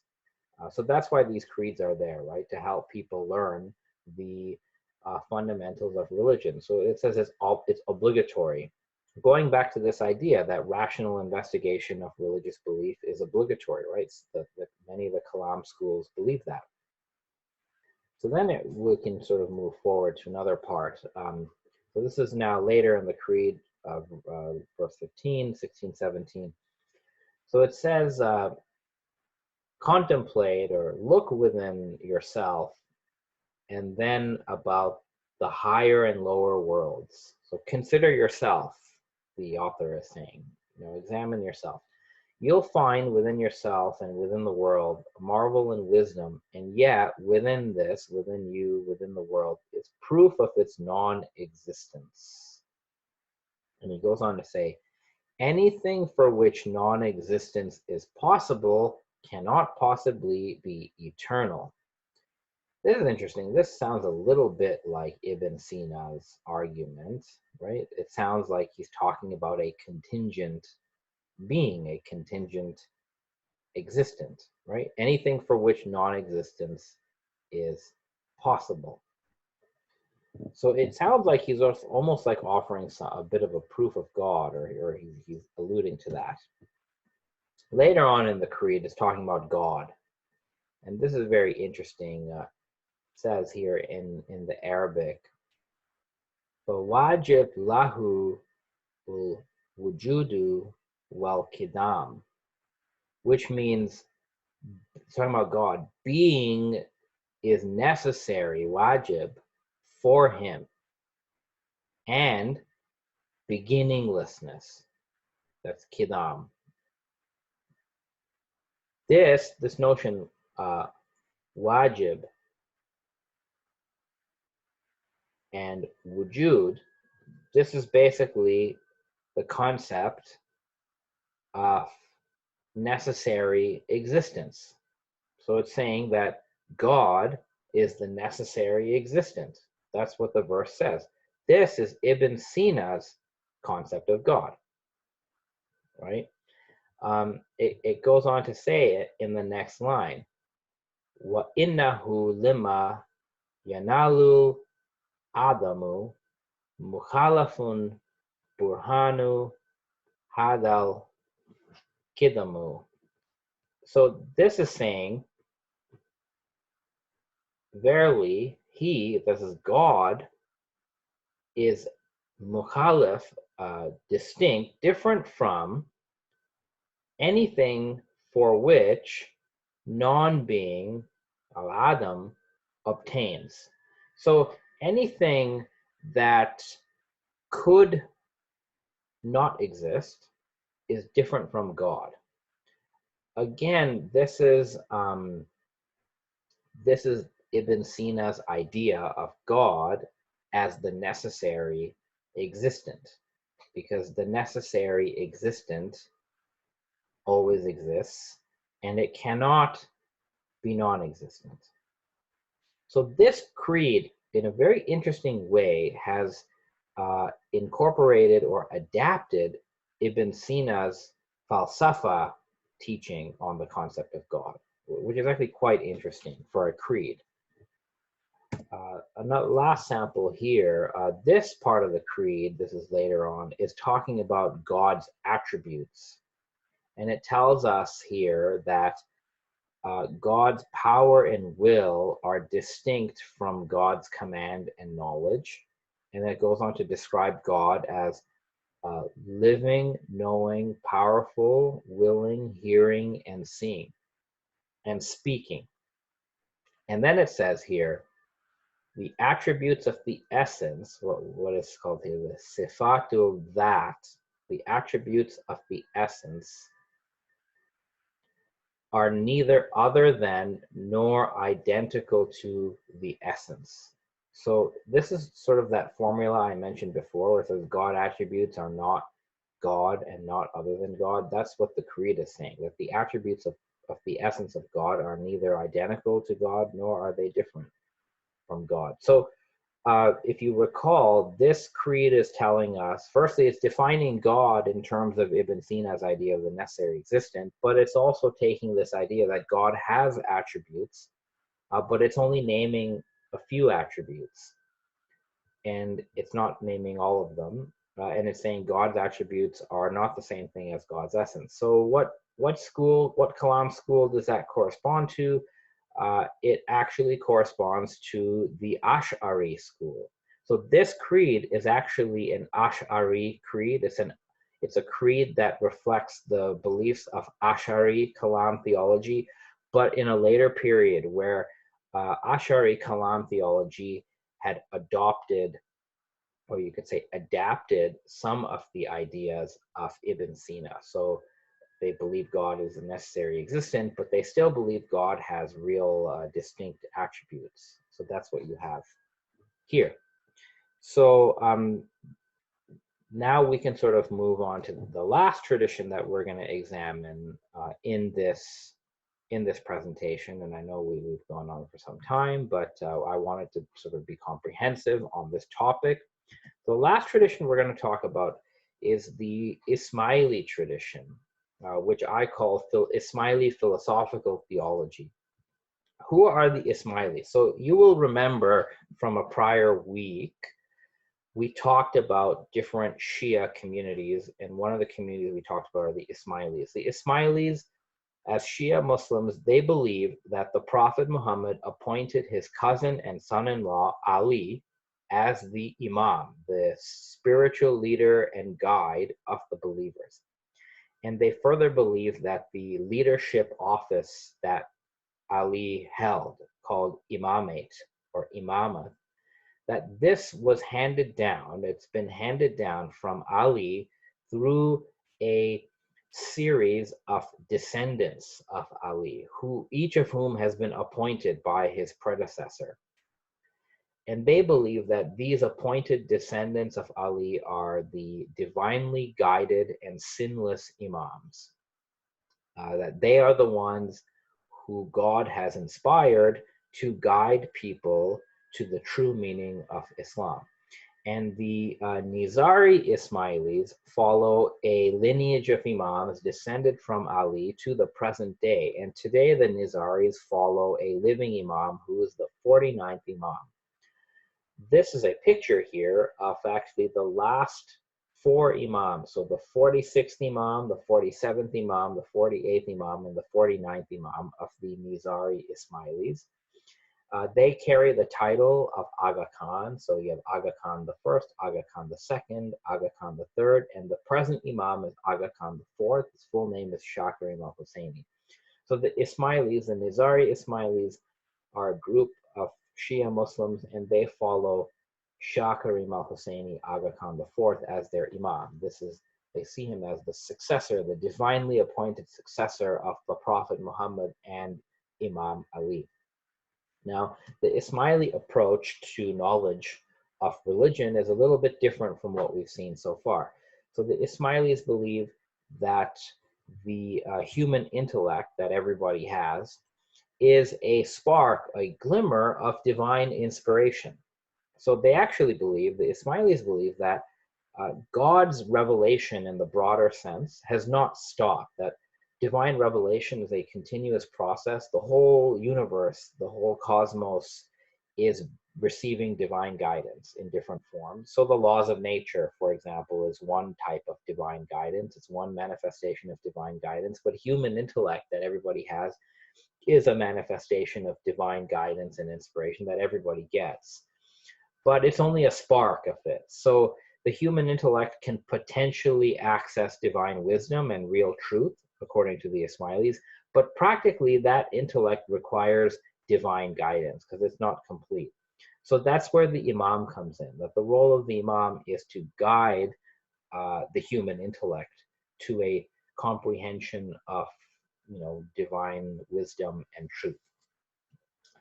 And the Ismailis, based on that, they believe that the Quran and Islamic ritual and law are the outward symbolic expressions of deeper spiritual and rational truth. In that sense, they have a similar view as Ibn Sina, right? Ibn Sina believed that the Quran and religion in general is a sort of symbolic, simplified version of philosophical truth. The Ismailis have this belief that religious scriptures and stories and rituals are a symbolic account, an allegorical account of deeper truth. But the Ismailis believe that you cannot reach that truth by just like doing philosophy on your own or doing theology on your own, that you need the guidance of the Imam to get the esoteric interpretation of the Quran and Islamic ritual. So thus, the Ismailis reject the legitimacy of Kalam and Falsafa as flawed intellectual projects. So basically, they're not saying it's completely wrong, but they think Kalam and Falsafa, as practiced by the Sunnis and Ibn Sina and them, they think that these are incomplete because Kalam and Falsafa do not, they don't involve the guidance of, they involve, of course, the Quran, but they don't involve the guidance of the Imam. And the problem in Kalam, for example, according to the Ismailis, is that the Kalam theologians are interpreting the Quran by their own subjective intellects, which cannot yield you certain results. It's speculation at best. So the Ismailis developed their own tradition of philosophical theology based on how the Ismaili scholars would be engaging with the living guidance of the Imams, as opposed to reading just, texts. And in the Ismaili view, then, the intellectual and spiritual journey of an Ismaili practitioner consists of a hierarchy of knowledge. So an Ismaili practitioner had to first learn about the natural world, then they would learn about the spiritual world, and then finally they would come to the inner deep recognition of the oneness of God. And this is done through the Imam. The Imam is an intercessor or a mediator in this whole journey. This is a quote from an 11th century Ismaili scholar, Ismaili thinker, where he talks about how knowledge of the higher hierarchy in the spiritual world is not attained by any except the pious person who is keenly intelligent, astute, and diligent. So one has to develop virtue as well to reach these higher levels of knowledge. It's not just about the mind, right? It's not just philosophy, but knowledge of the oneness of God, Tawhid, is the goal for the Ismaili intellectual and spiritual project. That really, at the end of the day, you want to recognize God as he truly is. You want this inner understanding of God. And thus, Kalam and philosophy will get you there partially, but you need more than that. You need the guidance of the Imam. That is the Ismaili view on this. And that knowledge that Ismailis pursue is called marifa, which we could translate as gnosis. This is a type of inner knowledge. It's an intellectual knowledge, but it's an inward knowledge. It's mystical, and it's higher than mere rational discursive understanding. The big difference is that this, what we call marifa, or this inner gnosis, it is a type of knowing where the knower and the known are united.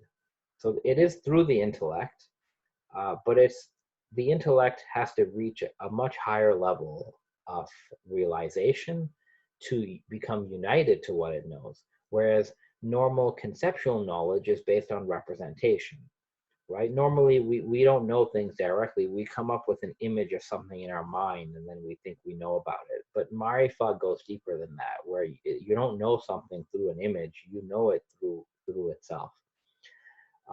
So the idea here then is the Ismaili Muslim seeker has to sort of start at the bottom, the lower levels of knowledge, and sort of move up. So the lowest level of knowledge, called the exoteric sciences, that's the outward meaning of the Quran, the Hadith, the Sharia.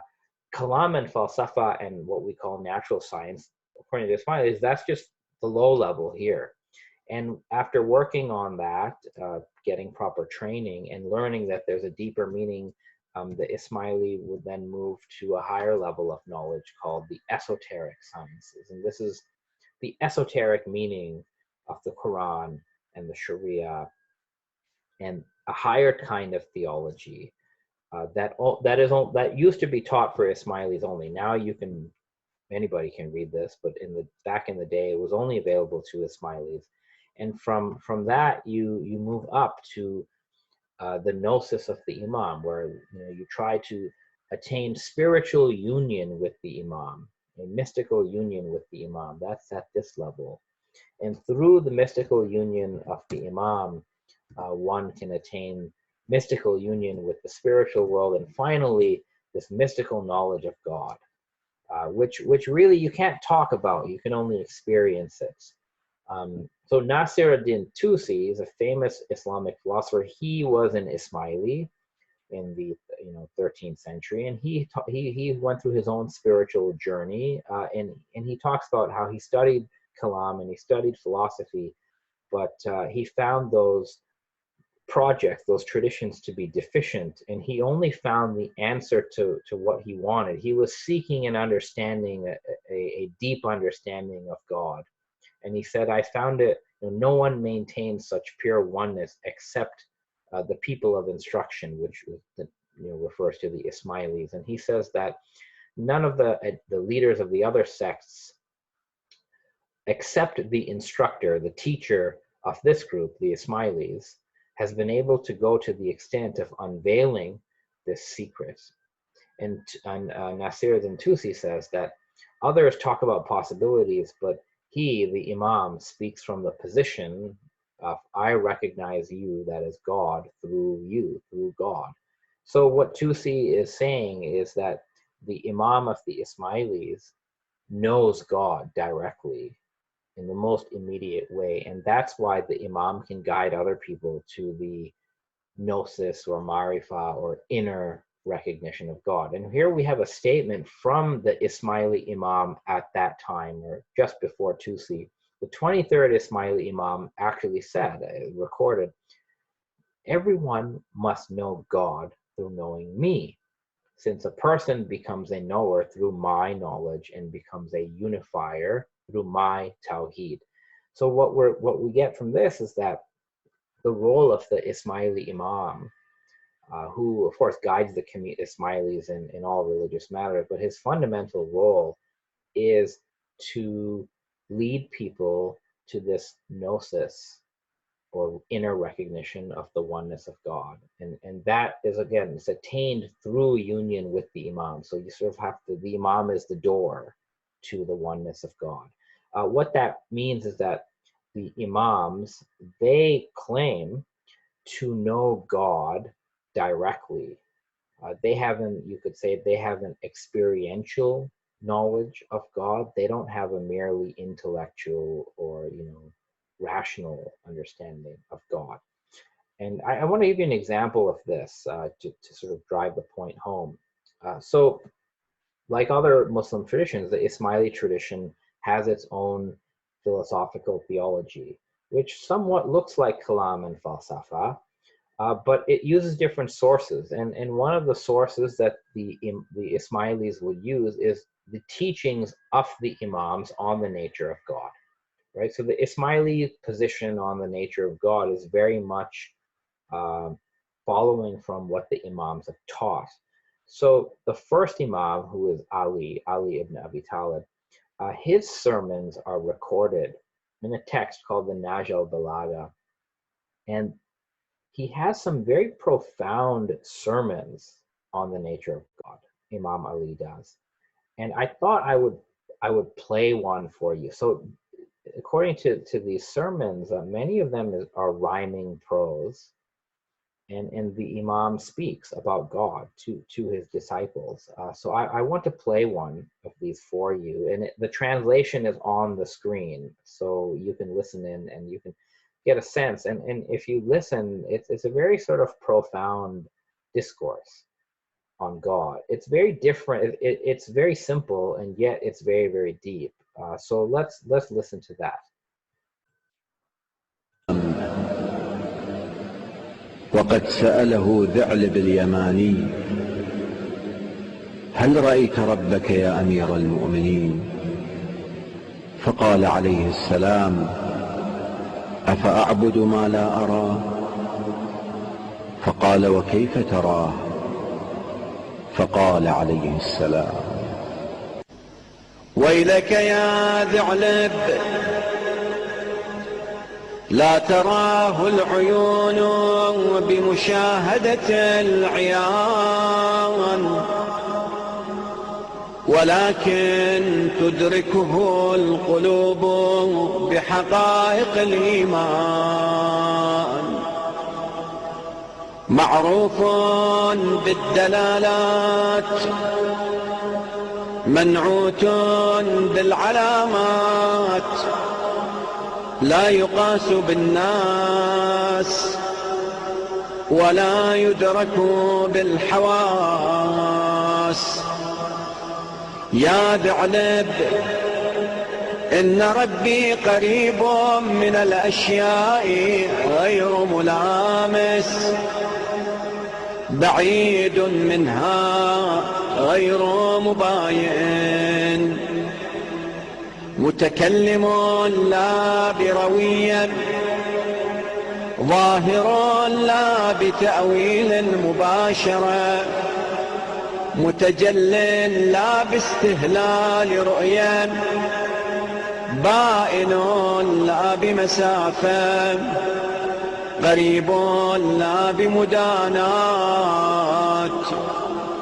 مريد لا بهمة، صانع لا بجارحة، درواك لا بخديعة، لطيف لا يوصف بالخفاء، كبير لا يوصف بالجفاء، عظيم العظمة لا يوصف بالعظام، جليل الجلالة لا يوصف بالغلظ، سميع لا يوصف بآلاء، بصير لا يوصف بالحاسة، رحيم لا يوصف بالرقة،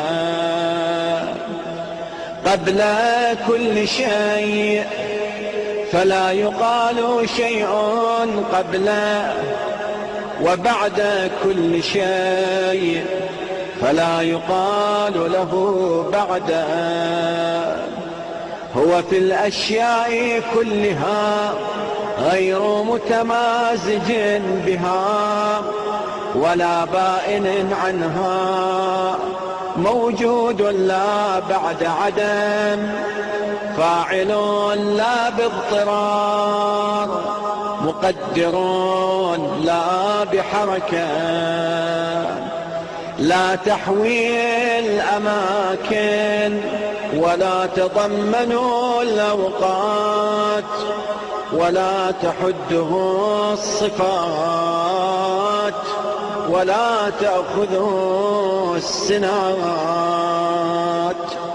سبق الأوقات كونه والعدم وجوده، والابتداء أزل كان ربا إذ لا مربوب وإلها إذ لا مألوه وعالما إذ لا معلوم وسميعا إذ لا مسموع تعنو الوجوه لعظمته وتجب القلوب من مخافته وتتهالك النفوس على مراضيه. So that was a recitation of a sermon from this collection called Naj al-Balagha of Imam Ali's sermons. So this book has been translated online, so you can actually read this in English if you want to. So the Ismaili view of God, the Ismaili concept of God, is very much influenced by these teachings of Imam Ali, and as well as later Imams in the Ismaili line. So if I were to summarize it for you, this is sort of like the Ismaili position, and you're going to see it's very different from what we've seen so far. So the Ismailis believe that, unlike the Kalam and the Falsafa traditions, for the Ismailis, God is beyond all attributes, whether found in scripture, ritual, theology, or philosophy. So God is beyond space, time, motion. God is beyond cause and effect. You can't say that God is the first cause. That they Ismailis find that idea too limiting.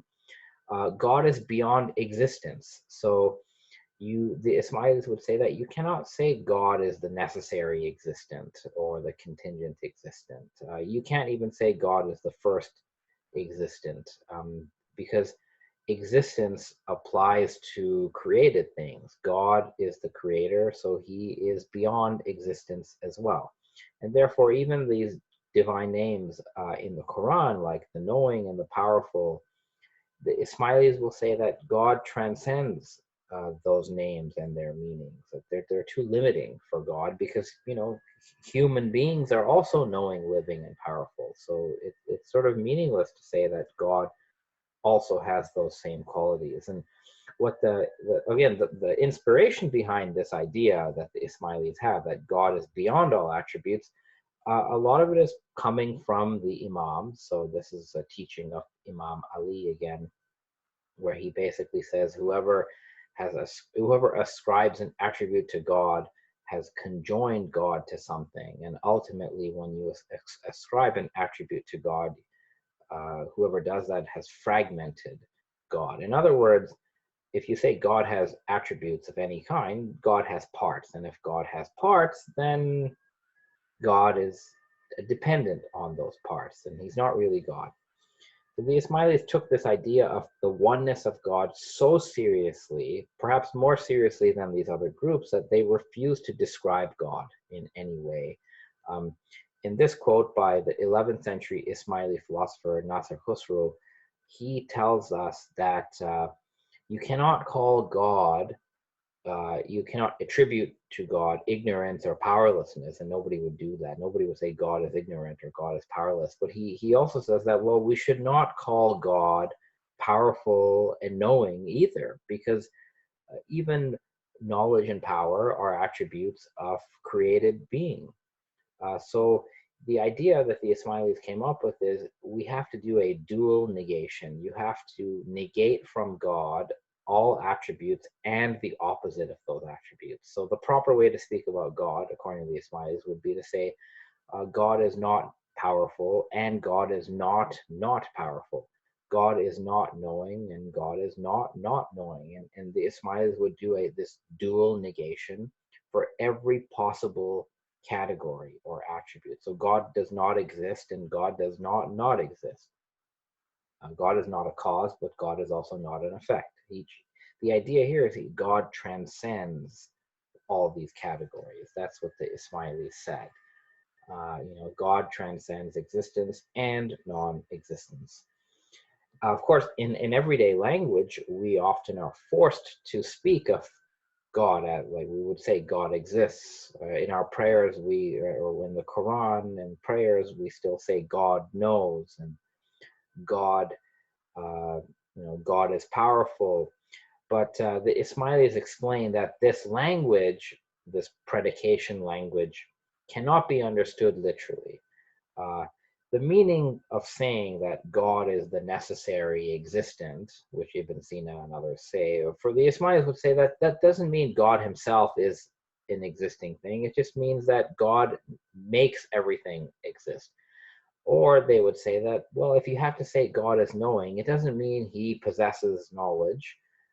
Rather, it means that God causes whatever is knowing to know. So it really means God creates everything that knows. God is powerful, not in the sense that he has power, but God empowers everyone who is powerful. And the Ismaili view of creation, of course, is very interesting. So they adopted a Neoplatonic framework of creation. So you have God, who's absolutely transcendent, and God creates eternally. God has an eternal creative act called God's Word, right? The Word of God is God's creative act, and that creative act results in a spiritual creation called the universal intellect. This is similar to what the philosophers have. They have the first intellect. The Ismailis have the universal intellect. And if you look closely, this universal intellect, according to the Ismailis, is a perfect, all-encompassing being. But it's the first existent. And it is eternal, living, knowing, powerful, perfect, wise, most high, compassionate. In other words, the attributes that most Muslims and Christians apply to God, the Ismailis apply those attributes to the universal intellect, because they say God transcends the attributes, but they still exist. They just exist in the first created being. And then the second created being, which emanates from the intellect, similar to the way the philosophers understand emanation, is the universal soul. And similarly, many of the divine attributes in the Quran and that people think belong to God, they belong to the universal soul. So the universal soul is living, knowing, powerful, hearing, seeing, wise, loving, and so on, generous. And it's the universal soul that creates the spiritual and the physical world, right? The world of souls, the intermediary worlds, and the physical world, that is created by the universal soul. So in this Ismaili view, God utterly transcends the whole system. God, of course, creates and sustains existence through his creative word, but really God is, the whole system depends on God at the end of the day, but the proximate causes of our world and humans is not God per se, but the universal intellect and the universal soul. So this is sort of Ismaili philosophical theology at the end of the day, which very, very different from Kalam, somewhat similar to Falsafa. It's a simpler system than Ibn Sina, but it's very different to Kalam. And the Ismaili philosophical theology that you see here, it really provided deep competition for Kalam and Falsafa. So that's sort of the that's sort of the conclusion of today's presentation. Let me go back to our lecture objectives. So we went through 3 traditions, right? We did Kalam, then we looked at Avicennian philosophy called Falsafa, and then Shia Ismaili philosophical theology, right? So 3 different traditions. And then within these traditions, there are different views. So in the Kalam tradition, we looked at 4 different views. So you see, there are the Muslim ideas of God, and we only looked at the concept of God. Like, wait until you look at their other ideas about the world and the soul and the cosmos. But the Muslim concepts of God are extremely diverse, but they're also sophisticated. And we need to stop talking about the Muslim view of God or Muslim theology. We have to start talking about theology in the plural, theologies. There are different Islamic theologies, They run across, they run across Muslim communities, and they run across Muslim history. So there's a lot of important diversity. And before you go, I'll end with one thing. I'll play one more thing. So there's another, so some people have sort of created some videos with selections of the sermons attributed to Ali, Imam Ali. And I want to just play one for you because the text in English will appear on the screen. And it's interesting because what you find in some of these sermons is very similar to what we've covered, some of these arguments from Ibn Sina and the Kalam theologians and the Ismailis and so on. So I'll just play a couple minutes of one video, which I think is a good way to cap off this whole thing and sort of give us something to think about. So let me do that. The video, it's a little bit funny at the beginning because it begins with a quote from Richard Dawkins, followed by Imam Ali's words. And you can just tell when you juxtapose what Richard Dawkins has to say about the concept of God, which he rejects, and Imam Ali's concept of God, that we're dealing with two very different ideas of God. And what the new atheists are talking about as God, which they don't believe in, is different and far less sophisticated than these medieval classical ideas of God within Christianity and within Islam. So I'll just play that and then we'll conclude. So here we go. I can think of no positive evidence for any kind of intelligent or divine design, and it's a deeply mysterious problem, the origin of the universe. Physicists are working on it. Certainly that won't be helped by postulating a supernatural intelligence. To postulate that merely raises bigger questions than it answers.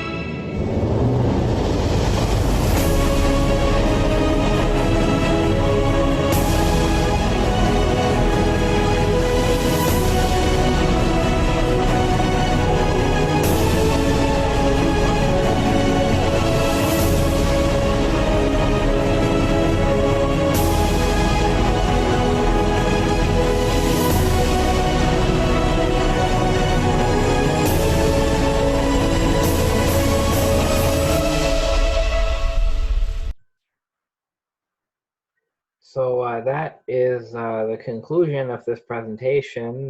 We covered a lot today, but I hope you can see, again, the immense diversity and richness of different Islamic theologies, and that Muslims do not think alike. They do not understand the meaning of Tawhid, the oneness of God, in the same way. You have different theological traditions within Islam, and they each deserve to be studied and scrutinized and reflected upon on their own terms. So I hope everybody has a good night and a good evening. And thank you so much for joining us.